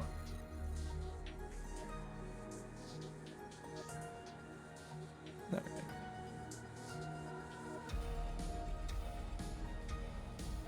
There we go. Okay, negative free shininess. This actually makes it black. Okay, that works for me. Alright. Now, did that change the... There we go. That did change the red amount. I got pranked, damn it. Alright. There we go. Now I'll stop accidentally touching it. Alright. Oh, Crimson Aristocracy faction sounds cool as fuck. Oh, have you not been here for the lore streams on that? I'm basically doing a Castlevania... The model is hot, I should say. I'm glad to hear it. It's always concerning, because literally all I did for this model that I'm wearing right now is I sent my artist just a photo of me in my work uniform. Like, just one of my, like, my purple, like, rodeo shirts. My cargo pants that I use for work. And then I just had, like, my little safety vest on as well. Looking into the perpendicular style and French style Gothic architecture. Ooh, interesting. Crimson Aristocracy faction. Yeah, it's basically just Gothic architecture. Imagine Sylvania or, like, the Vampire Princess from Warhammer 40 or Fantasy, but done on boats. All right, I do like the asym. Oh, I do like the side turrets here. That's cute. I really like that. The issue is, I bet you if they are they turret restricted is the question. They are very well done. All right, you did that properly. That's cool. So conceptually, I actually really like this build. I think the superstructure is still far too wide. This is far too skinny up here. Definitely layer up your superstructure a little bit better. And same with in here, right? Using truss as windows is actually very interesting. I haven't seen many people do that. That's good. Good work there. Wait, you're blonde? Yes, I'm... Lava, did you think the model was just blonde? No, I'm blonde. Okay, the difference between me and the model is that... Yeah, I'm gonna have to do this. Okay, one second. Alright. Let's do this again, shall we? Alright. The only difference between me and the model right now is the original model didn't have glasses. I have glasses in real life, so we added glasses. Look at that. But the other option is, if we zoom in here, big roar jump scare. My eyes are not purple IRL, for those of you wondering. My eyes are like greenish brown. Like, no, I would say noticeably hazel, because most people who say, oh, I have hazel eyes, they just have brown eyes and they're trying to be different. I have like legitimately hazel eyes, because like there is like it's mostly green with flecks of brown in it. It's actually really interesting. Oh, sorry, just forcing. There he is, little guy. But yeah, and then aside from that, oh my, I didn't have my trowel on today. Okay, that's the wrong. No, there's the safety. Oh yeah, there's the safety vest and hard hat. So this was the image I sent to my artist. Because this is just how I look out in the field usually. And then my hard hat has a bunch of stickers on it, like IRL, which I cannot go into because that would dox me. There's my trowel holster. But yeah, so you can see how it literally is just me. So for Model 2, I'm going to be excited because I thought the purple eyes were the only part that were real. I just have gray. Okay, brown eyes. Look, I'm right. Most people who say hazel just have brown eyes and they're trying to be special. I have green eyes with brown in them. But what photo did you send for Maidstone? Wouldn't you like to know? You know what? Rockfast was requested. Oh, did I miss it? Sorry. Where was the Rockfact requested? Necro. Okay, what Rockfact do we have today? In the meantime, I'll show you guys Maidstone just temporarily. All right, there you go. That's all you get for it. All right, we are back to actually have hazel eyes. Someone with obviously brown eyes. Okay, buddy. Oh my god. All right, let's go back over here. Go back into the game now. Move chat back over here as well. All right, Mason jump scare. True. The best part is I have a friend who it was her birthday recently, and she was like, I wanted Mason for my birthday for free. And I was like, oh, you should have told me something. Or you should have said something. But I think we were yapping too much in chat. But it was so funny because I've done Mason quite a few times now, but she's never here for it because she's currently in Belgium. And that's very funny to me. Alright, rock fact. Let's talk about that. What rock do we want to talk about today? What rock do we have to talk about today? Let's talk about gneiss. I'm feeling nice today. Alright, so gneiss is the metamorphic version of granite, and it often comes in different layers of compressed granite and different materials that were, the lips definitely caught me off guard. What do you mean? What's wrong with my lips? I feel like my lips are okay. Oh, you mean on the Mason? Yeah, the lipstick? Yeah, okay. There we go. Also, I love that Mason both works with the hard hat and the glasses. That's just very funny to me.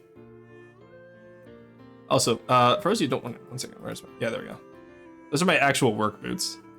Also, they have jiggle physics on the laces. Oh, whoops, I hit the wrong button. Just accidentally collapsed my VTuber model. There we go. Alright, there we go. Get back here, you. Alright, let's go back over here. I don't get to show off the VTuber model too much. I need to like start using the emotes more like whenever I get upset at you guys. Like, come on, guys. Really? Just the issues, I keep Twitch chat open instead of OBS open, so I can't always see exactly when, oh, that was the wrong one anyway, that was the crying one, wasn't it? That should be the blush one, and then I think free is the upset one. Yeah, there's the blush, and then there's the upset, okay. There we go. Good bait to get Rorsten to show Mason again. I have what? Is it a crystal? It's not a crystal, I'm uninterested. I hate crystal. Oh my god. So on my on one of my dating apps, I have in my bio, tell me what your favorite rock is, because it's a good conversation starter, because most people don't think about their favorite rock, but you know, people will open up with their favorite rock. And this is my system for how I separate the wheat from the chaff when it comes to the dating apps, okay? If they give me a crystal, immediately unmatch. I'm sorry, I'm not dealing with that. Crystals are cool, especially for physics. Rock salt. If someone opens up saying like, oh, I think amethyst is my favorite rock. That's not a rock, that's a gem. People who go like, oh, you know, like I really like alexandrite. Cool, very cool gem, not a rock. Unmatch immediately. Maidstone gives angel dust and drag vibes with two. I have no idea what that means. My favorite rock is obsidian. See, that's a good rock. Okay. Because you can observe quantum entanglement using crystals. Don't care. It's not a rock. All right. And then if they give me a sedimentary rock, if they say sandstone or if they say like, you know, anything sedimentary, I'm immediately like, okay, this person's flaky. This person does not have strong commitment. Which is really funny because my favorite rock is a sedimentary rock. So I am my own red flag. Mine's probably quartz. That's a mineral or rock. Massive quartz is a rock. So quartz itself is a mineral, and then you can find it in different types of rocks. I'm out here learning solid state physics and also lasers, so love that. Hell yeah. My favorite rock is wood. Yeah, and then if they hit me with a igneous rock, it's like, okay, pretty basic. A lot of people like obsidian. And I feel like that's pretty basic, but it's a safe choice, right? Like, they probably saw that question. They were like, all right, like, you know, I know a little bit about rocks. Let's impress them with something that looks cool. And so they pick obsidian. I'm like, okay, very, very clean choice.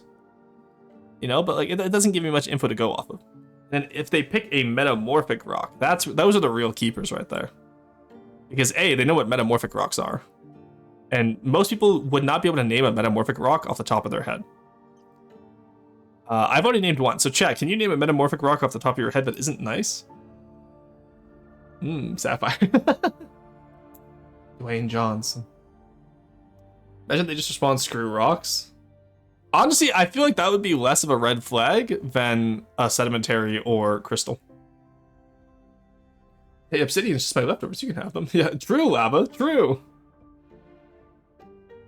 That reminds me, I actually have some obsidian, but I need to nap down. I got some chunks of it recently. Metamorphin rock raiders. Marble, if I recall correctly. Magma trust. Magma is not igneous yet. It forms igneous rocks. And plus, also, igneous rocks are not metamorphic. As we all know, metamorphic rocks are the cool ones to be a fan of. Well, no, metamorphic rocks as a green flag just implies that they know more about rocks than the average person, which is a green flag. Because I talk a lot about rocks. Metamorphic rocker. Oh, I just got that. That's funny. Nope, just gritstone and limestone. Neither of those are metamorphic. Marble is a metamorphic rock, so good job, guys. There's also nice. Slate is the only other I know on top of my head. Now, Captain Pip, are you thinking slate or are you thinking slade? Which one? I'm curious. Because one is sedimentary, one is metamorphic. I think I'm sitting here like, you know, like the evil finger tapping going, which way, Mr. Bond? Which way, Captain Pip? Man taking magma for granite. True. I only know one in German. Sure, go for it in German then. Say a cemetery, I'm pretty sure. Are you sure?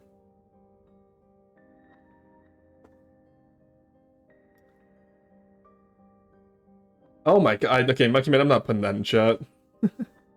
The roofing one? The one from Rimworld? Well, I know, I learned to Slade from Dwarf Fortress first, because it's something you do not want to mess with. Roofing one? I would have to actually look into roofing one, because I'm not sure which one is used for roofing. I know... granulate? Okay, so that's probably granite, which is igneous. Forms in flat layers. Well, slate and slate both form in flat layers. But yeah, slate, I believe, is... Yeah, actually, I'll double check this one, okay? Because I honestly also confuse the two when I'm out in the field. Oh, you know what? I think slate is the is slate metamorphic? Yeah, so slate is metamorphic. It was shale I was thinking of.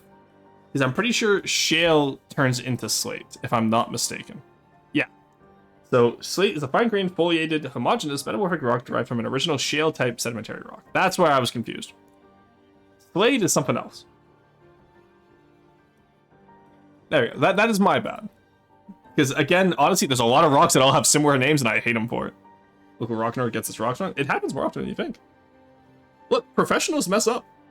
Granite is granite. Okay, so in that case, granulate is probably nice, then. You said slate, and I'm confused. The rock band? Shale? You're gonna shill for shale? No, I hate shale. The amount of times I've had to dig through shale, I hate it so much. I think slate I just messed up because of Dwarf Fortress, which is more often than you'd think. Let's double check. See, this is why we double check things.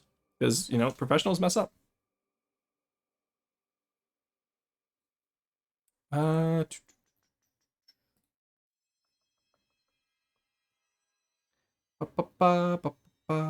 you know what? It was slate architecture. No, that's just... No, where is it? There's so much stuff here. Yeah, okay, so slate is from Dwarf Fortress. That was my bad. It happens. Oh yeah, the spoiler rock. Yeah, exactly, right? Shale update when? Oh god. But yeah. Thought slate was just a form of shale. I know, but shale is sedimentary because it's around where I live. Yeah, so shale is... Sedimentary, slate is the metamorphic rock. And see, this is why we ask if we're sure about stuff. Because sometimes even if you're sure, you can still be wrong, and that's okay. Wouldn't it be nice if rocks were named more uniquely? Honestly, wouldn't it be? The Rorsten. Anyways, the Rorsten. Okay, first off, you don't get the anyways the Rorsten me. It's my rock fact. I get to pick it. Like, I got like 4 hours for stream today. I will use all 4 hours, okay? Granulites are... Oh, but I wonder if that's more of a... that might be an umbrella term, then. Granulites. We're talking about... Yeah, we're talking about rock now. Yeah, granulites are a class of high-grade metamorphic rocks of the granulate facies that experience high temperature and moderate pressure metamorphism. Yeah, so, okay. That's an umbrella term. That's not a specific type of rock. Okay, just had it in head. I'm just making sure. Oh, I know. Professionals have standards. Yeah, and professionals can be wrong. It happens. The difference between a professional and like someone who's been making an ass of themselves is that the professional will look it up and be like, oh shit, I was wrong, I was mistaken. And then, you know, you'll learn something from the experience. Other people would be like, oh, if a professional was wrong, that means all of them are wrong. They're just asshats about it. And it's like, okay. Like, people make mistakes. It happens. Especially when they stay up until 5 a.m. edited a video for you guys. Which, by the way, you should go watch. I'm going to go show the YouTube channel because we're almost at 1,000 subscribers. We just hit 900 today. We're almost at 1,000, guys. And I'm just saying, it would be a very nice, like, Christmas present if we got to 1,000 before the new year. Wouldn't that be so cool? Wouldn't that be neat? Hell, honestly, at the rate we're going at, we'll probably get to 1,000 before Christmas. Wouldn't that be cool? That would mean letting scientists name rocks. I don't want to have to deal with rock 1156. Name the most numerous and irritating one, the shale? Absolutely. Which also, now that you mentioned that, I'm gonna, if I have any drones for the Dwarven faction, they're gonna... Oh, okay. What? So I know a dwarves' only gimmick right now is that they kind of... they do, like, magma and incendiary weapons, right? It's an incendiary faction. Because flamethrowers were so late to the game, never had a faction based all around fire. So that's why I'm doing the dwarves as a fire faction. It's also why plasma is so prevalent in my campaigns, because Nito never really got any plasma-specific people. Anyway, what if we made the dwarves also have, like, little, like, diesel punk / steampunk drones? That'd be cool. Or emotional manipulation, so true. Sniper means by that, they have standards because they look it up. True. What is the worst rock? Shale is up there for sure. I fucking hate shale. Whether you work in the shale of the Rockies and you have to fucking dig through it. And the worst part about shale too is that it breaks in such a way that it looks like an artifact. So you have to like fucking inspect most pieces. Schist is also up there. I fucking hate schist. It's a piece of schist, as we'd say in the industry. Honestly, just most sedimentary rocks I despise. Sandstone gets a pass. He's cool. He gets into the club. Same with limestone.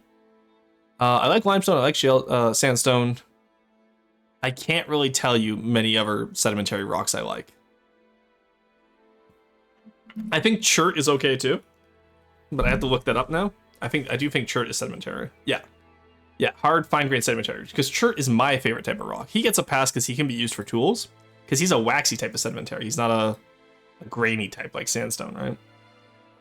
Have a good work, Blue Man. It was good seeing you. My watch list, but nice life drop today. What's nice life? What about gritstone? It's good for millstones. Yes, but I don't think gritstone is sedimentary, is it? Maybe I'm, because I know most millstones are actually igneous because they tend to have the pores needed to grind stuff down. You can't really grind stuff with a smooth rock. Oh yeah, gritstone is just sandstone. It's a specific type of sandstone. So yeah, he gets a pass. Shirts? There's shirts underground? Oh, schist. It's a piece of schist. It's like slate, but fractures even more. If you're going to be naming a faction ships after rocks, slate would be good for a flak or point defense ships because PD umbrella equals slate roofing tiles. Well, I was thinking just the way that fractures, right? You can lap with a smooth rock, true. When rock tier list YouTube video. You know what? I'll make, okay, actually, you know, yeah, we're about to hit 1,000 subs on YouTube. If we get it before January 1st, what's the promise? What are we promising if you guys all get me to 1,000 subs before January 1st? Because I have friends who did ASMR videos, or, you know, plan to do ASMR videos. I've had people say they want to do... Like, yeah, because I had people ask me if I could do a rock find in ASMR, like an excavation unit ASMR. Which, honestly, that would probably be the easiest for me. Full rock tier list ASMR. Okay. No, you get one or the other. You don't get the tier... Licking every rock is crazy. Rock tier list could be fun. ASMR POV, you're the artifact. Yeah, that's the one people were requesting already. Someone in chat requested that already. I'm more thinking what slate is used for rather than its physical properties. Yeah, but see, I'm thinking of like physical properties would define the ship because an AA one would make sense because the way slate fractures, it fractures in the spread pattern, right? Release the rock list, rock nutrition tier list. That would be a much shorter list than every rock tier list. All right, you guys keep throwing suggestions. I'm gonna get on to the next roast because I do gotta get there. All right, did I delete all the builds? I did, good. All right, the Marne, okay. Blame the Marne on Spain. Okay, this little guy, I quite like this. Oh, this is Hama's, right. I did promise Hama I would look at this. All right, so. The lifeboats aren't in the stairways at least, but they're still blocking the majority of the deck, which is annoying. But they are secured at least with the truss blocks there. And to be fair, people can just... Well, honestly, I would actually make this truss here sloped. I would slope this down so it almost looks like one of those launch ramps, and then just have some ropes securing it up top. Salt. Every single rocket you know tier list. I know a lot of rocks. Now, you have to go into the depth about the benefits of eating each rock kind of rock. There's only 2 rocks I can think of that will give you benefits. Galena, not tasty. Actually, so Galena has lead in it, which would actually make it super tasty. Because lead is very sweet. Challenge to make it as unreasonably long as possible. What if it is, you need to understand, I know like most of the basic types of rock, right? And I know uber specific types of rock that are known to like only a 20-kilometer radius. You know what I mean? Like, there's some types of rocks that we'd find out in like on the west coast and up near Alaska, where it's like those rocks only formed in that section of the Rockies. A great example of this is Kootenay argillites. So most argillites are like a dark gray to a silver range. Kootenay argillite is just straight up green. You know what I mean? Like, it is bright ass green. It almost looks like jade. For a while, I believe it was called Fool's Jade. But, great, lead is sweet. One more reason to be suspicious of elements that are hazardous for my health. I know, right? Lead is sweet, salt is obviously salty. Believe it or not. Whatever minerals taste good. Iron tastes like blood, because that's just how oxidated iron tastes. And also because there's iron in your blood. So I guess your blood tastes like iron. And there's also, like, copper has a specific taste too, right? That's tangy from what I've heard. Apparently it goes great in wine. Yeah, leaded wine used to be a thing. Got a free rock fact, yay. Eat lead stream, eat lead stream. I'm not eating lead. Yes, but sodium and chlorine are only changed when they're EXEs. Pure magnesium. Was magnesium one of the ones that has a flavor? I forget. All I remember is lead having a really good flavor because it's very sweet. It used to be used as a sweetener. Leaded wine stream. Guys, I already have access to good quality wine. I don't need to like lead it to make it better. Recommend eat 1 kilogram of uranium, 4.5 million calories for your bulking goals. It's a dirty bulk this year, guys. It's also gonna be a dirty nuclear winter and a dirty bomb. Oh my god. Yeah, it's a dirty bulk, eats uranium. I will say, I actually quite like the turrets on this. I feel like it just needs a little bit more texture. And maybe Deco V's application. Actually, you know what you could even do? You could really flesh out the sides here by having half offsets or half transition blocks. Be really neat. Not X is like XBF, XGF. I'm trying to make a relationship joke with the salt. Oh, there. Okay, I gotcha. Honestly, any pure alkaline metal. Well, see, metal is not a rock though. Ooh, actually, you know what? No, because I feel like I've said that. I feel like. Yeah, no, I've argued it before because all rocks are minerals, but not all minerals are rocks. And I would consider metals different from rocks. And that's purely just because of the way their crystalline structure forms, right? I hear lithium is a great drink. Anyone smell pennies? Gallium molten stream. Oh, gallium could actually be fun. I could easily acquire some gallium. I think I know a guy who has some gallium, but I could probably just borrow for that stream. Wouldn't even have to pay money. Everyone now red made liquid metal smell? No, I don't. Sorry, I had to cough there. I honestly do not remember that. I do like the idea of a gallium stream, but no, I think I want to do a nap and stream at some point too. Make sure you guys had a nap properly. That's in stone napping, cut napping if you would. How about what else about your ship here? Anchors look good, solid. They're a little bit small, but actually kind of works for this. 293, not bad. I think mostly just the paint issue, right? I kind of want to see like maybe some like white stripes up here. Something like that. Just break up all of his flat area. To be fair, I will say I don't know how Steel Striders handles their paint. Someone who's more educated on the subject could comment on that. I cannot. Sure, they won't let you drink it though, because apparently the metal smell you get from coins and still show on your hands also results from a compound made by contact. Yeah, it's the oils in your skin reacting with the metal.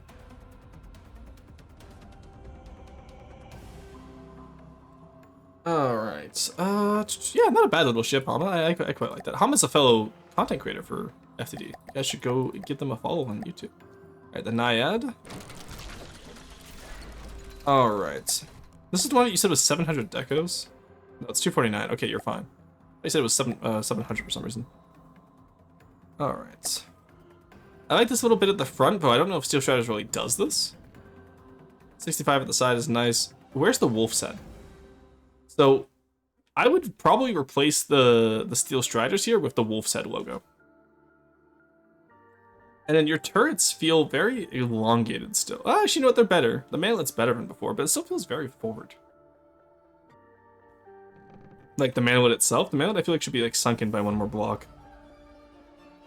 And plus, if you sink it in by one more block, instead of having these match up directly to the side, you move this back one, it actually feels like it's a little bit more sunken. It feels more like a mantlet. Keep in mind, mantlets are usually sunken, right? You get the care package, Raven. I appreciate that. Let me stretch and drink some water. Eat a little antimony. Oh my god. Remember when now red mate? No, I do not. You could literally say anything after that phrase, it would not surprise me. Got hit by an ad, can't hit a criticism. No worries. Kat, do you want to break from the ad? You guys know that we are only what? I think 2 subscribers away? We are only 1 subscriber away from our 40 sub goal for this month. I'm just saying. Yeah, ad over. I can now hear the criticism. Oh, I was just saying, we're only 1 subscriber away from our goal this month. Anyway, yeah, what I was saying, Necro, is that sink the mantlet in by 1, like move it back by 1, it'll be more armored, and it will look more like a sunken mantlet, because keep in mind, mantlets are supposed to be sunken. What's Potat's Twitch? Superbot 2003. Are you gonna go send the sub to him? I don't think you can sub to him because he's not affiliate yet. Oh, actually, you know what, though? They removed that, because now you can sub to people who are not affiliate. They changed that recently. Yeah, I think it's like Superbot 2003. It has VIP. I can check real quick.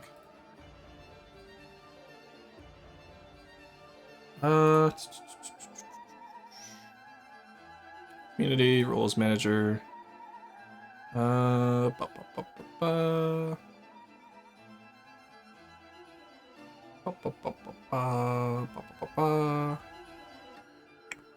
is he in here? Yeah, Superbot, oh sorry, Superbot 203. Specifically 203.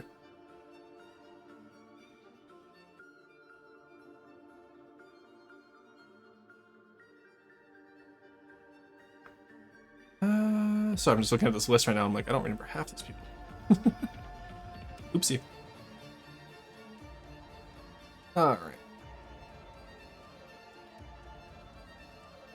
There we go. Monkey Man free, free. Okay. Okay, buddy. Alright, yeah, so the one thing I will say about this is that I think this so far has the best lifeboats, because the lifeboats aren't in the middle of the fucking deck. I hate when people do that. But you do crimp your superstructure up here, which looks bad. And also you have another Steel Striders logo up here, which again, I think keep that one on the side and then put this one as the wolf set, it'll look a lot better. Aside from that, your bridge is a little bit basic too, and it's very chunky. Like, a lot of bridges don't extend out like this. Like, look, you have a trapezoid shape here almost. Or almost a pentagon, actually. So, keep in mind, I would have it taper in instead of tapering out, personally. Or maybe not even taper in, just keep it straight. You don't need to really taper it at all. And then your hull is... I'm sorry, but this is not a good hull. Went over basically every point you brought up last time. Nice.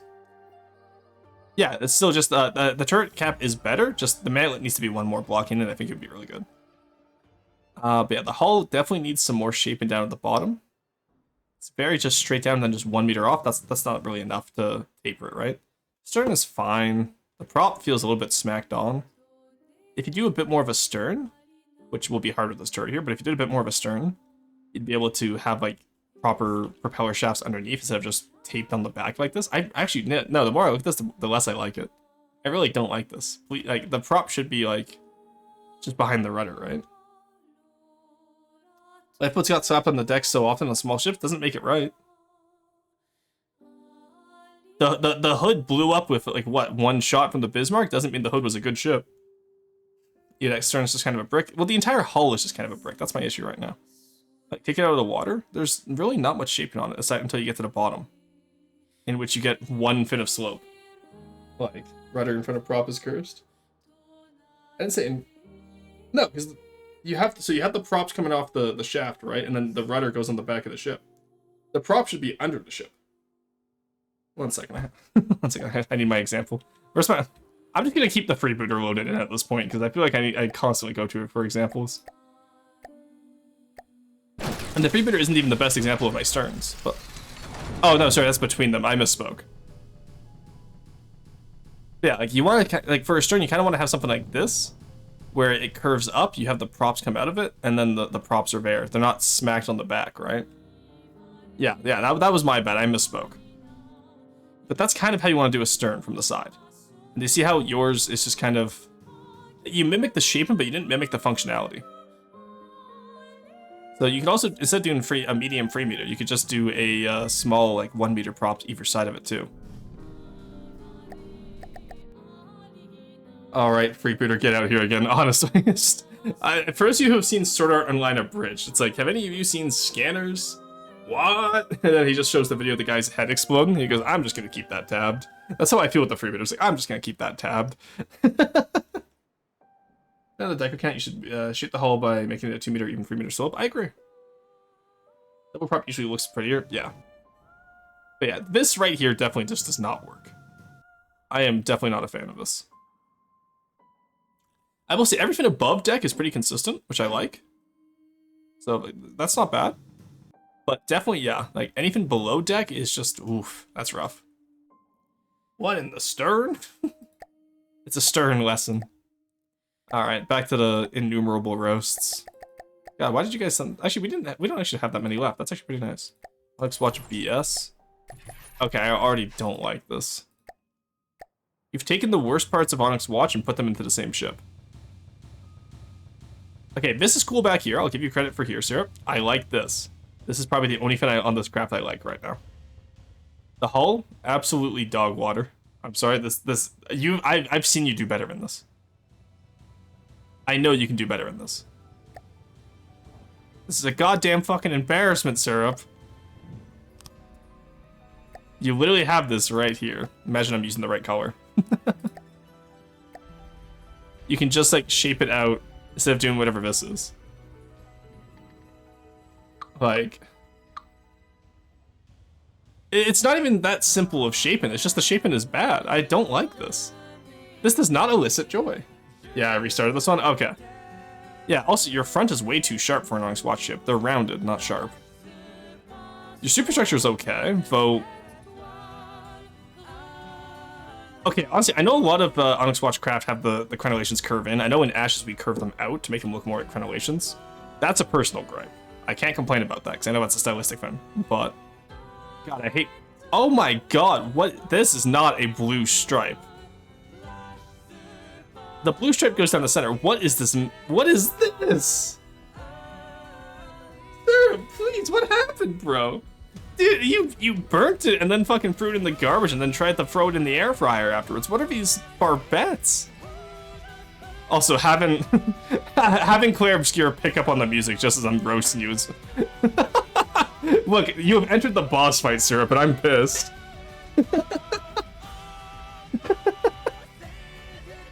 Having Invia Teme start as I start roasting you is incredible.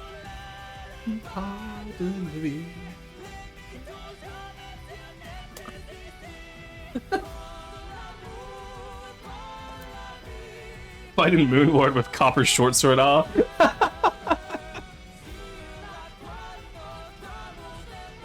Yeah, no, this definitely needs... I'm excited to see the restart, because this ain't it.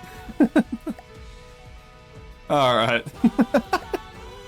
having the boss music start up as I start roasting Syrup is incredible. Siren Final... Oh, GT... Oh, God, what is this monstrosity? Alright, whomst first? Nara. Okay, Nara, we're gonna have to talk about this one. First off, your paint. What the hell happened here? It looks like someone vomited which color is that? So I'm gonna check. Looks like someone vomited secondary all over the craft. Hence the name. You know what? Fair enough. I do just like fighting Moonward with Copper Short off. So I think the shaping on this is really good. Your paint is atrocious.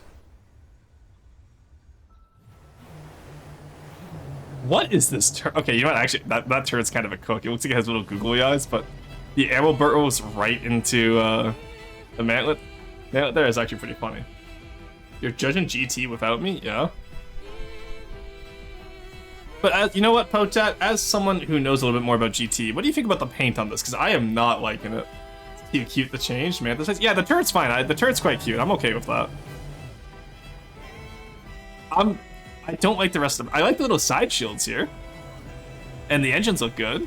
And I like all your details and walkways. But like the balloon having secondary on it just feels bad to me. Potat may just come in and be like, oh, that's a new stylistic bit. I'm like, okay, cool. You know, I'm not as familiar with GT style. But most GT stuff I see is usually pretty uniform gray with good detail highlights. You know what I mean? Which also, that's two factions now that are mostly uniform gray. He's alright, lots of orange for some reason. Yeah, the orange is what's bugging me. Okay, I'm not losing my mind. The orange is a valid critique. All the other details I like. Honestly, can't complain too much. This back here feels a little bit too Sveno, though. What in the clippin' hell is this? I feel like Bubble Bass with that. You forgot the pickles. You clipped the propellers. The gray and orange look next to each other is odd, but it looks like I don't like the checkerboard pattern on the front balloon. I think over here it's fine, but I don't like the checkerboard on the balloon part. I need to limit the range of those props. Yeah, because that is not good. For the record, if you're new here, don't be afraid. I know Nara is a good builder, hence why I'm being a little bit harsher on them. I do frame it to the builder's skill level that I know of.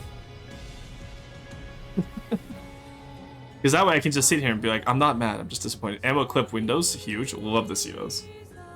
Cross vector in funny moments, yo. Yeah, unless it's a Potat build. Potat always gets clowned on. I do not care what skill level he's at. He could be the best FTD player, I would still make fun of his builds. Holy Deco Radar. Honestly, I kind of like it, it's cool. It's a little bit... I think it's a little bit too micro detail though. I think compared to the rest of the craft, it's over detailed. Which again, is something you have to consider. You're in a voxel game, right? You can't have super specific details and then, you know, no detail anywhere else. It looks great, but the issue is that it's a little bit too detailed. Hold on, I zoned out. What did I do? Oh, I said you could be the best FTD player in, like, you know, in the server, and I would still make fun of you. No matter how good Potat gets at the game, I will always make fun of his builds. Does not matter. Alright, don't worry. That is the best way to make that deco. Looks great, just not on this build. Exactly, that's a great way of phrasing it, man. Live shit on you any day of the week. Shut up. I want to give my mannequin a Rolex with 200 decos on it. Lies, he kills anyone who makes builds he doesn't fuck with. True, Raven was killed last week in an unfortunate smelting accident. Alright, now I will say it's interesting, Nara, but it's not to my tastes. I'm not saying it's bad, it's just not to my taste. Alright, what chucklefuck made this? Okay. Oh, great. Bigger fucking SS style fan builds. That's the wrong fleet color. No, that's the right fleet color. Oh, you did the old style hull. Okay, that's good. I actually do prefer the red bottom Steel Strider ships. Yeah, similar to Dag of with his oh great, bigger fucking Argonians. Oh great, more Steel Striders fan builds. Yeah, so see, this is a great example actually of what I was saying to Necropro about having the wolf symbol at the front. That looks really good. The little cut, you crinkled the metal. Yeah, red bottom is nice. Yeah, I do prefer it over the cyan line with the black bottom. I do prefer the red one. I really don't like this. Actually, it's for a bounty. Look, until it gets accepted, it's a fan build. Change my mind. Too bad? Alright, you know what? I will tell Carb to not accept this one. You're right, Monkey Man. At least with the Rhea bounty, yours was my favorite. This one, you don't have the excuse. It looks cool? No, it doesn't. It's crinkled. It looks bad. It looks voxely. The front looked way too flat. Skill issue. The turrets still look really good. I love having the open turrets. That's always so cool. You absolutely cooked on that. And then, okay, you're the first person who's submitted so far today for this bounty that actually made a bridge that I like. Not enough people use the open side of the applique for detail. That's really good. Voxel looking fit into my voxel game? Could be smooth. Yeah, you look voxely. Bro, you are voxels. No, that's not true. I am mostly vectors. I don't have a single polygon on this model. It's mostly vectors. And I know this because I can literally pick. I can pick out each layer and hotkey it away. So like, I can take my hair off if I wanted to. Is it on the Rhea? And I like how it looks for Steel Stratus. I think it's an issue of this is a little bit too small to get the same effect. Because I think it looked good on the Rhea, but Fidge, you ain't moving anywhere. Yeah, neither does Vectors. Not Baldston. Your nose is a polygon. Shut the fuck up.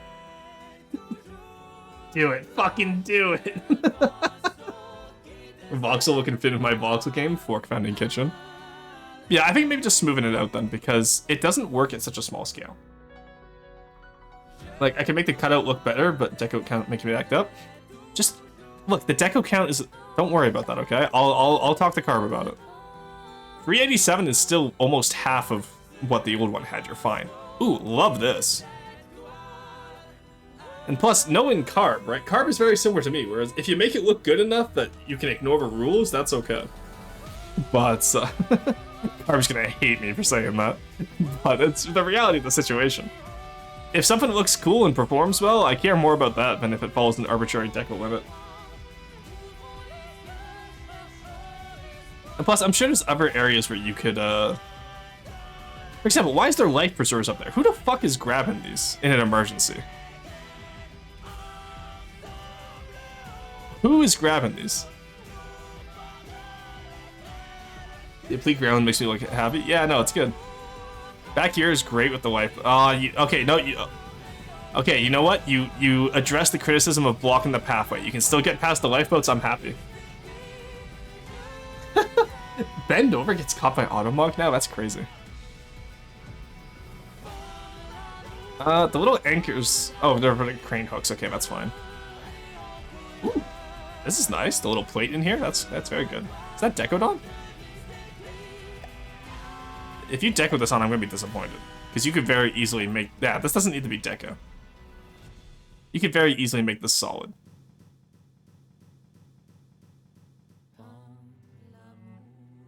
Not block the torpedoes. Torpedoes shouldn't fire out that way.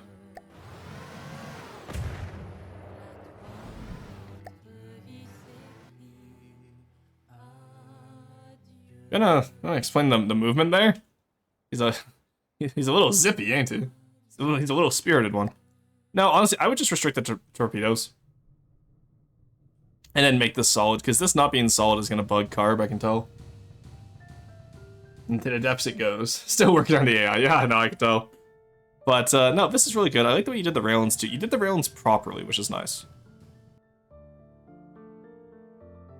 And honestly, what you could even do more of, if you really want to, is that's alloy, right? It has an alloy skin. I need to remember that. So, if you want to, because if you're worried about offset, because this one obviously, if you make the real plate, you would have to do it properly, right? See, so do that, right? And you obviously you would detail this better. I'm just doing this really quickly, but you could have a little amount of plates go across like this between the two railings. And I think that would be a really neat way to connect it. And it would also add some depth to the hull. Again, I am doing this quickly. Monkey Man will do this better if he does this. You can see how it just adds a little bit of that depth to the sides of the hull there. That could be really interesting, and it would be a nice way to make this plate and save on deco count. You know, Carb wanted me to do the rounds. It did look much better how it did before. You can just put the plate inside. That's true too. I kind of forgot about plates insides, but I'm being lazy. But yeah, anyway, so tons of stuff like that. But yeah, definitely replace this with proper plate instead of using the deco, and I think that would look a lot better. The look wouldn't change, but I think it would save you some deco count, and it would be more amenable to carb. This carb really doesn't like stuff that isn't solid. And there's no reason why this couldn't be solid. Let's be honest. You can say it blocks the torpedoes. The torpedoes shouldn't be firing out the back and clipping through here anyway, so you're fine. Alright, aside from that, yeah, just at the front needs to be a little bit uncrinkled, and then everything else I think is actually really solid. And your, Necro. If Necro Pro Gaming is still here, this is how you want to do your stern. This is a really solid way of doing it. Monkey Man absolutely cooked on this hull, by the way.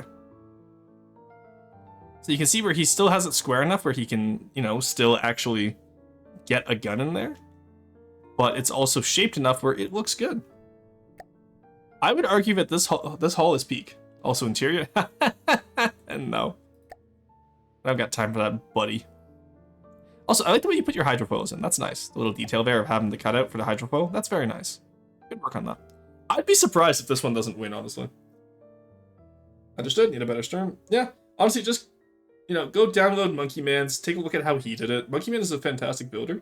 As much as I love making fun of him. And I hate the latest one, LMAO. That was what a criticism. I gotta see the bridge.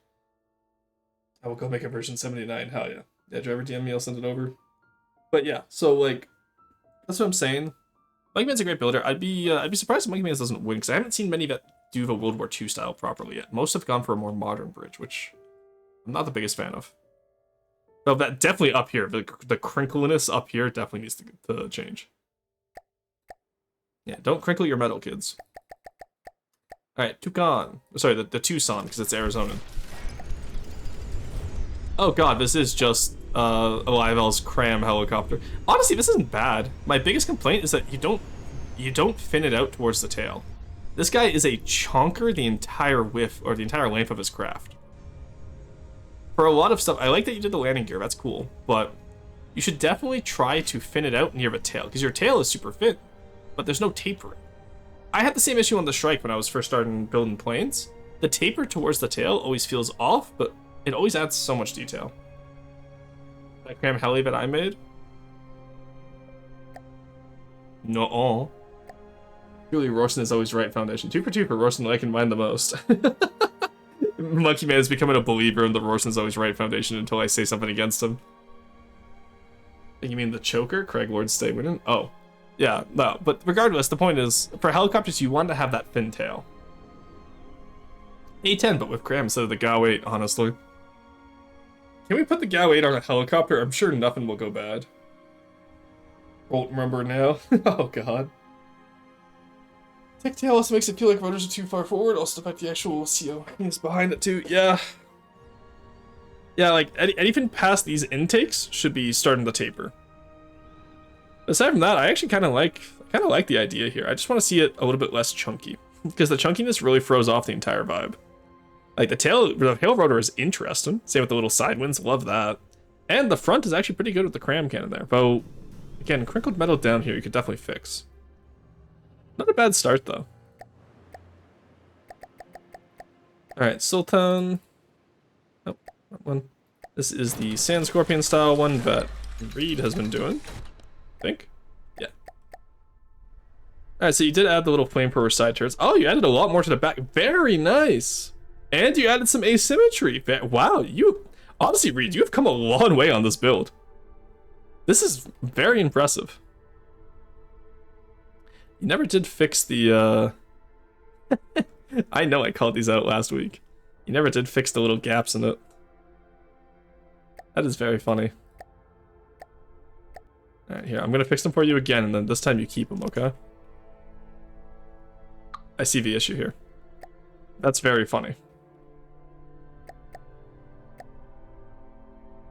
There we go. There we go. That is very funny. And also the fact that your treads are once again... they're not too wide this time, actually. Yeah, that's just a weird angle. Honestly, I just wouldn't even bother with that then. Just keep it like this. You don't need to really fin it out. It just looks better. Just having the tread go through there just looks bad. Alright, there we go. And up here. There you go. I don't know why you're curving them back here. I think maybe a little bit of curve. Okay, a little bit of curve works, I guess. I think for the most part, you just need to grave a little bit more. You have the hole in it, which is nice. But a little, whatever this is. Oh, I like the metal pipe going through the square corners. That's neat. Slopes there. That's pretty good, actually.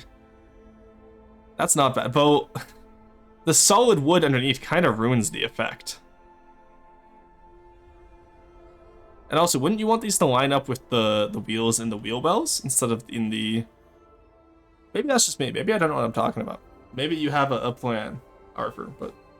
Yeah, wait, propelling the heli, or is the heli crashing into the ground? Pick up. So the rotation of the Gao weight is connected to the rotation of the heli blade. So you, in order to fly the plane up, you have to be spinning the gun. I'm sure this will not wear out the motors whatsoever. The turret's not bad, but most of your canvas is over top of the turret instead of over top of the crew, which is very funny to me. That's very silly. Also, too much detail paint. You never want detail paint by itself. It's detail. It's not main paint. The man lets you did similar to how I did, but you forgot the ERA, so just put the ERA in there. It provides a nice backdrop of contrast with the detail paint. And then everything else, yeah, it's pretty interesting. I quite like it. Good work. Nice little details. It's a cute little guy. He's a little bit over volume, probably just because I put blocks in there, but... Well, actually, no, I only did decals, never mind. It's not... I'm never at... Oh, you know what it was? It's probably because when I replaced these. Right, you're a little bit over volume. I'm sure you could fix that, find some areas to fix that. But, it's not a bad little tank. You've done a good job on it. You've come a long way on it, too. That definitely looks a lot better than when you started. Trash Shadir. Okay. Who did this one? I'm not mad. Alright. Who did this one? I promise I won't be mad. Almost like you find it some fuel where you're using a special save point. Little goop. This is the little guy. There's a lot of issues with this little guy. Oh god, you angered the roar. I'm not mad. I promise I'm not mad. I'm just very... Okay, this is Ninja to keep. Okay, they're new. I'm not gonna be mean to them. So, persons first. Your sides are flat. With deep-water guard styling, I have a video on this, so go to my YouTube afterwards if you're watching this in the VOD. You always want to have what's called the pattern. And this pattern is the one that will have you move out to the sides every time. And using the wedge blocks or the ribs actually isn't the worst idea, but you're not quite small enough to where you need that. So let's do the proper ribs, because that will make it look a lot more Pathos style. Wedge blocks can work, don't get me wrong, it's just you don't need them. You ain't him. So let's do... I'm not going to spend too much time on this because it's going to take a lot longer than I would like, but also these have to be 2 actually. We can grab you. 4 meters and then 1. You do 2 and 3, but that's technically less efficient. And then you would want down here 4 meters into 3. So this is what I mean when I say the pattern. You want to have a little bit of offset up on the wood from the metal, but you want to deep water guard, especially Pathos style. You always want to be shaping it. You always want to have some type of curve to it. It's a very curvaceous design. You can do a design this small in this style. It's hard, don't get me wrong. I've tried it many times before. I struggle with it, but you can get it done. I will say kudos to you for not extending the ribs down below the waterline. I appreciate that. Some heretics like to do that, and it's always gross. He's on fire. Put him out. I see a lot of metal on the bow. So the issue, so Pathos style bows do this, but in here is the issue I have. I wouldn't make this metal up here, because again, it is a small design, and you know, being a small design, you could cut down the metal on the bow. The paddle covers are not integrated whatsoever. I'm not sure why you have them if not going to be integrated. So paddle covers on a Pathos style design is usually to imply a little bit of bulkiness, right? That's what we used to use on the old freebooter, and I just had too much free space on them, so I got rid of them. If I were to redesign the freebooter, I would integrate turrets into the paddle cover to make it both bulky and interesting. I'm not mad, I promise I'm not mad. Rorsten BT while positively seething inside. Start sweating intensely. Some heretics, Rorsten while ignoring all the builds by Pathos and Pathos style. Yeah, I'll say it. Pathos is a heretic when he builds Pathos style. Alright, your bridge 2, you have the snout, but you have no jawline. You have a recessed jawline, you have a receding hairline. I'm not gonna lie, this bridge very much feels like a genetic dead end. Also, your smokestack, it's not even that your smokestack isn't integrated into your bridge, is that you have no smokestack. It's just the bridge is on fire.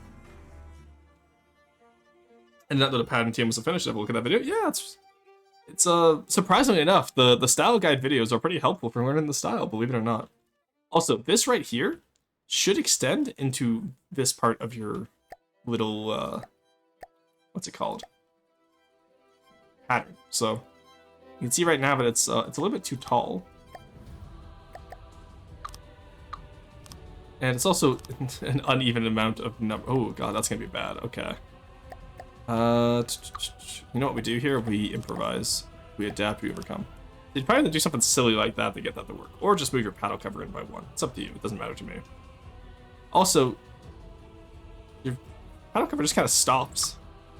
It should also have an underside similar. So pretty much this pattern here should continue into the paddle wheel. Your paddle wheel is above it right now.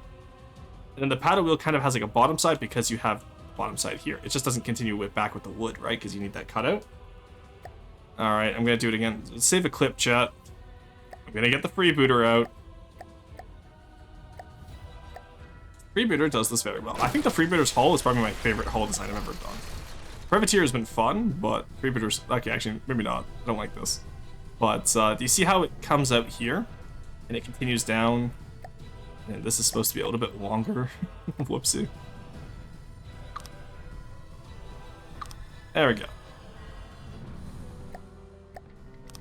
That looks a little bit better. Yeah, so do you see how that's supposed to adapt into it? So, stuff like that, right? Don't say the clip that boosts his ego too much. The freebooter is a bit flat at the bottom, you should round the entire bottom. Fuck off, I'm not doing that. Fuck that, it's already over volume. I do have to rework that cutout though, because that cutout is a little bit too harsh. But again, the privateer is pretty much fixing all my issues with the freebooter, then I'll go back and rework some of the freebooter. Yeah, in here, also your superstructure is very split off and just smack dab on the hull. Your entire hull is one layer, you know? Paphos, alongside having those outer curves, also has those upwards curves, right? I have the little crane on the side, that's cute. Like, honestly, I can tell here that you're a little bit newer, and that's okay, that's perfectly fine. The important thing is you're trying, you know? And making mistakes is the fastest way to learn. The second fastest way to learn is just to ask me, and then I'll be like, oh yeah, do this, this, and this. But, you know, that's just me shilling for myself. Like, we need an onion reference. This, what, the Paphos survivability onion? Or the Paphos design onion? Yeah. The issue is, I say Paphos is the easiest deep water guard style to build, and I do sincerely believe that. It also has the most rules. Alright, it's a random German word, which I don't know how to pronounce. Oh god, what is this monstrosity? What have you cooked here? Okay, first off, the front here. Okay, I want you to look at the size of this tank, which actually, you know what? If I remove the turret, this tank actually looks pretty good. I love the little missile racks. I love the engine. It's a little bit symmetrical, maybe make it a little bit asymmetrical. Like, there's definitely room for asymmetry here. But honestly, this tank hull, pretty solid. This turret completely ruins that. This turret does not match this tank. The turret is way too long at the front. You know, it's way too skinny for this type of tank. Does that make sense? Like, your turret here is way too skinny. And it completely ruins the vibe of the tank. Because that is a solid hull. But, you know, like, look at this. It's just so consistently flat the entire way, too. Like, it's... I'm not gonna lie, that's a yikes in my book. Skinny comes from the missiles on the side of it, not an excuse. Those are tilted missiles, they can go above the turret. Make the turret flatter, but make it more, like, make it wider. Or pitch the angle of the missiles up. There's tons of different ways you can do that. There's, yeah, no. Honestly, I think that tank is good, though. I think the turret is horrendous. Alright, DK54. Ooh, okay, this is kind of a cook. Who did this? This is Gleb. Okay, Gleb, I see what you're cooking here. Love the barrel on this. Very nice. That's a lot of detail, though. So I'm hoping that the rest of the tank has the same amount of detail. And, it does not. Name means horror in Dutch, by the way. Ditch. Look, Dutch, but ditch, it's practically the same thing. All the Dutch people live in a ditch, so. I hope Botat's not still here.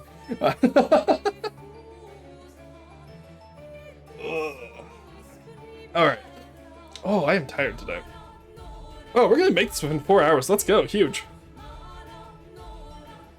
Alright. I mean, Dutch are ditch druids. Yeah, shaping on this is actually really good, Gleb. I think you've done a great job.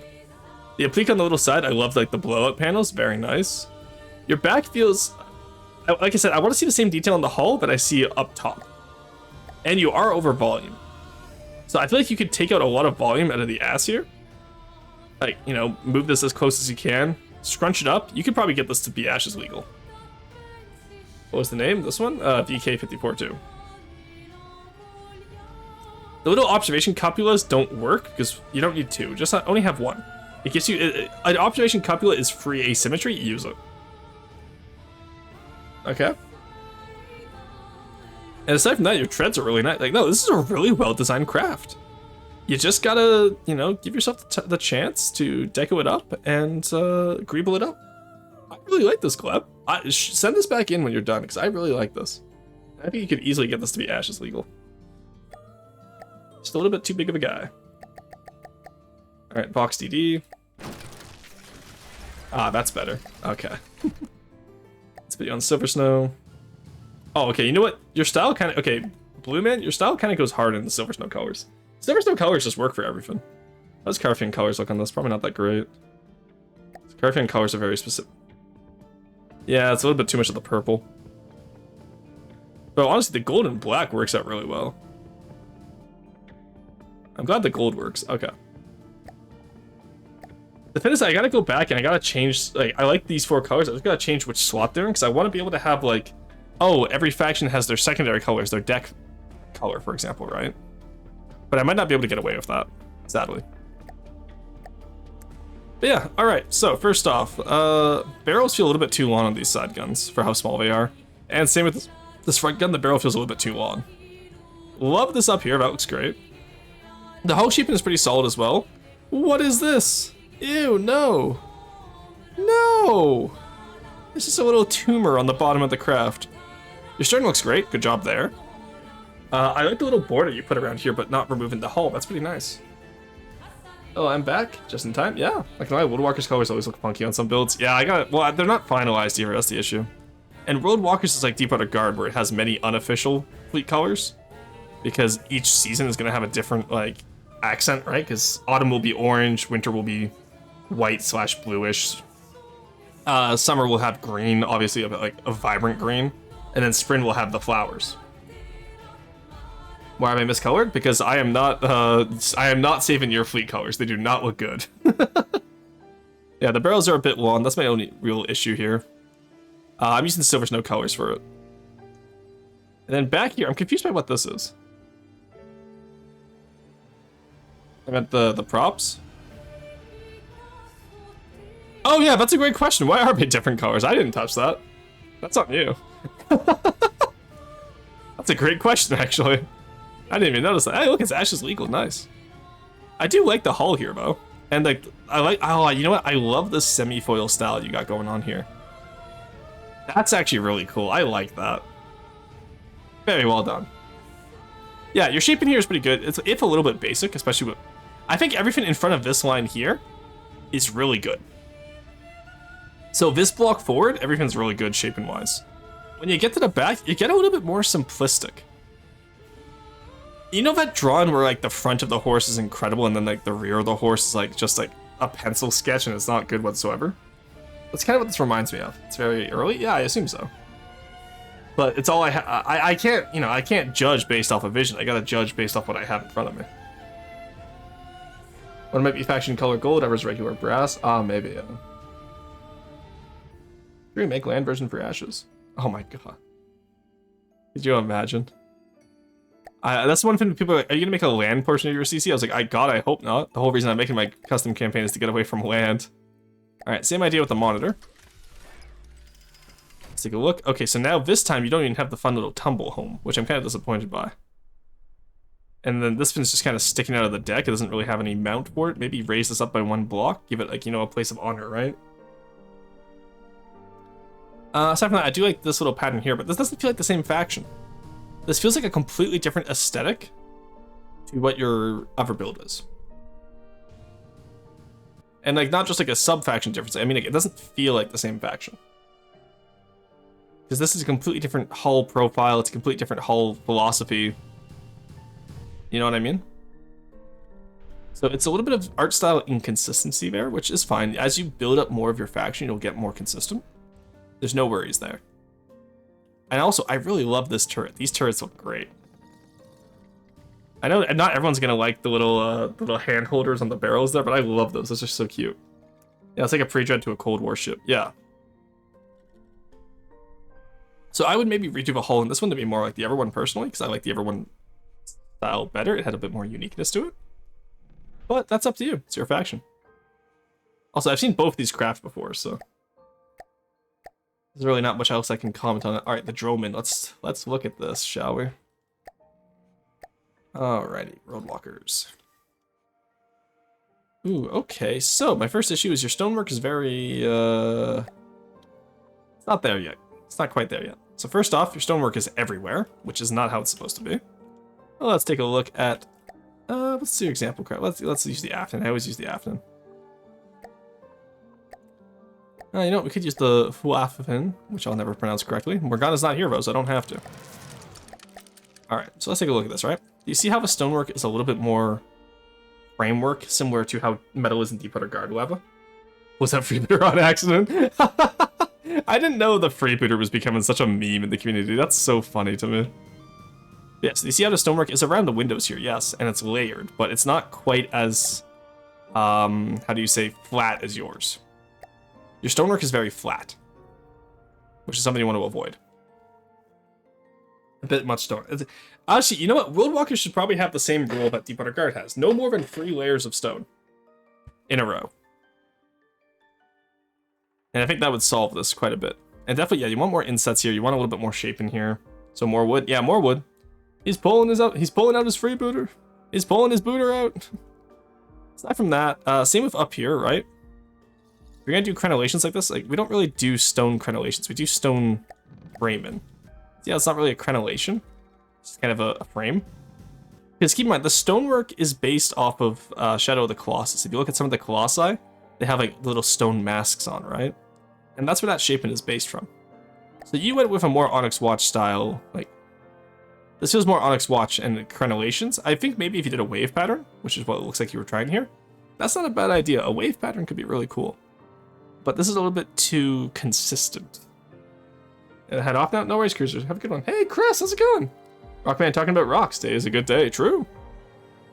And aside from that, also, you had the pole armor started here. Maybe it'll look better once you have the roots, but your roots right now are symmetrical, which they shouldn't be. I normally have my bow be symmetrical, and then the rest of the roots be asymmetrical. Because Worldwalkers, all of my factions, but specifically Worldwalkers, is probably the most asymmetrical one. They go to now, no worries. Have a good stream. Oh, we're ending after this. I'm not going much longer. So if you stick around for the raid, you'll get 300 rocks. But you guys all have a good one. Enjoy your sleeps. I will see you tomorrow for Claire Obscure. What do you think FTD stone would be? Limestone. Okay, those are clearly limestone bricks. Wait, didn't say this is the only one wall. I had more roots. Ah, that is unfortunate. I'm sorry to hear that. And same with back here at the bridge. Definitely want to incorporate a few more little ideas into the bridge idea. It's not a bad start. I think the shaping is okay in terms of like the actual hull down here. And your stonework down here is fantastic. So like, you can do good stonework. Because down here is great. You just gotta move it up here now, okay? Chris, when are you going live today, by the way? If you're still here. You should go live right now so I can go right into you, but 2 hours? Oh, I can't stay on for 2 hours, damn. So I was gonna say, you should go live right now so I can raid into you, because I don't get to raid into you too often, because I don't stay up that late streaming anymore. Or I say stay up late. I don't stream as long as I used to. That's a better way to word it. Alright, that is all of our vehicles for today, which is quite nice. And it's less than 4 hours, which is exactly where I wanted to be. So we can yap for another few minutes, hit that 4-hour mark, because I like round numbers, and then we'll be good to go, eh? So, as I was saying earlier, you know, we had the new video up today. That's really fun. That's really exciting. I did a lot of history for that one, actually. Because someone told me, oh, you kind of info dumped all the history at the start, and it was hard to understand. I was like, hey, no worries. So I info dumped the same amount of history at the start, and then put more in later in the video as well. Gotta go prep for my birthday bullshit. Oh, right, it's your birthday! Everyone say happy birthday to Crest. Can we get a shout out, please, Munpa? Did I miss mine? Yeah. Yours was pretty good, though, Munpa. It was pretty well received. Everyone liked it, including myself. Yes, please, can we get the birthday shout out for Crest? Because it's her birthday, and I know how much she loves celebrating her birthday. I know she hates it. But please go, by all means, go give Crest a follow. I tend to lurk in her chat quite often. She's a good friend of Basil, she's a good friend... You know what, fuck it, I'm gonna say it. She's a good friend of mine, she's a good friend of Basil's. She can contest the friendship if she wants, I will not hold it to her. But... we need to do some more stuff lately, Crest. I've been so busy, and I'm busy until January now because I'm trying to get monetization on YouTube. But it's good seeing you. Happy Earth Day, EP Earth Day. Okay, guys, been swamped too. It's okay, baby. Alrighty, let's go find some of the raid. Actually, Chris, do you want to give us some of the raid today? Do you have any friends that are streaming right now? Otherwise, I will search the From the Depths category. Okay, it's just, yeah, no. I don't want to raid into them. It's your birthday, you get to choose the birthday raid. Well, I say birthday, it's not my birthday, so we're not gonna call it a birthday raid. That would be a bad idea. Oh, you know what? Nemo's still alive. Okay. You know what? You didn't give me an answer. I'm raiding Nemo before you give me an answer, because I have never been able to raid into Nemo, because he always ends faster than I do. Let's go raid into him, because he's playing EU5 right now. He's playing day 10 of playing Korea. Right, he's been alive for 5 hours. Okay, good. He's not raiding out yet. Huge. Okay, good. You pick his end up. No worries, I got you. Alright, we're gonna go raid Nemo. He's a game changer, one of Merxy's team members. And he's one of my favorite Paradox game streamers, because I love just working in his chat. He's French. I don't know why I was gonna rhyme it. I was gonna say he's French, he's a wench. He's not a wench. I don't know why I was gonna say that. But he's a great guy. And he's very educational like I am, because he's also a teacher. Alright, let's do stream safety inspection for our raid message, and then I will bid you guys adieu and see you tomorrow for more Claire Obscure, which is also French, believe it or not. There's our message for today. And we are good to go. Anyway, I'll see you guys tomorrow. Have a wonderful, wonderful afternoon. Bye-bye.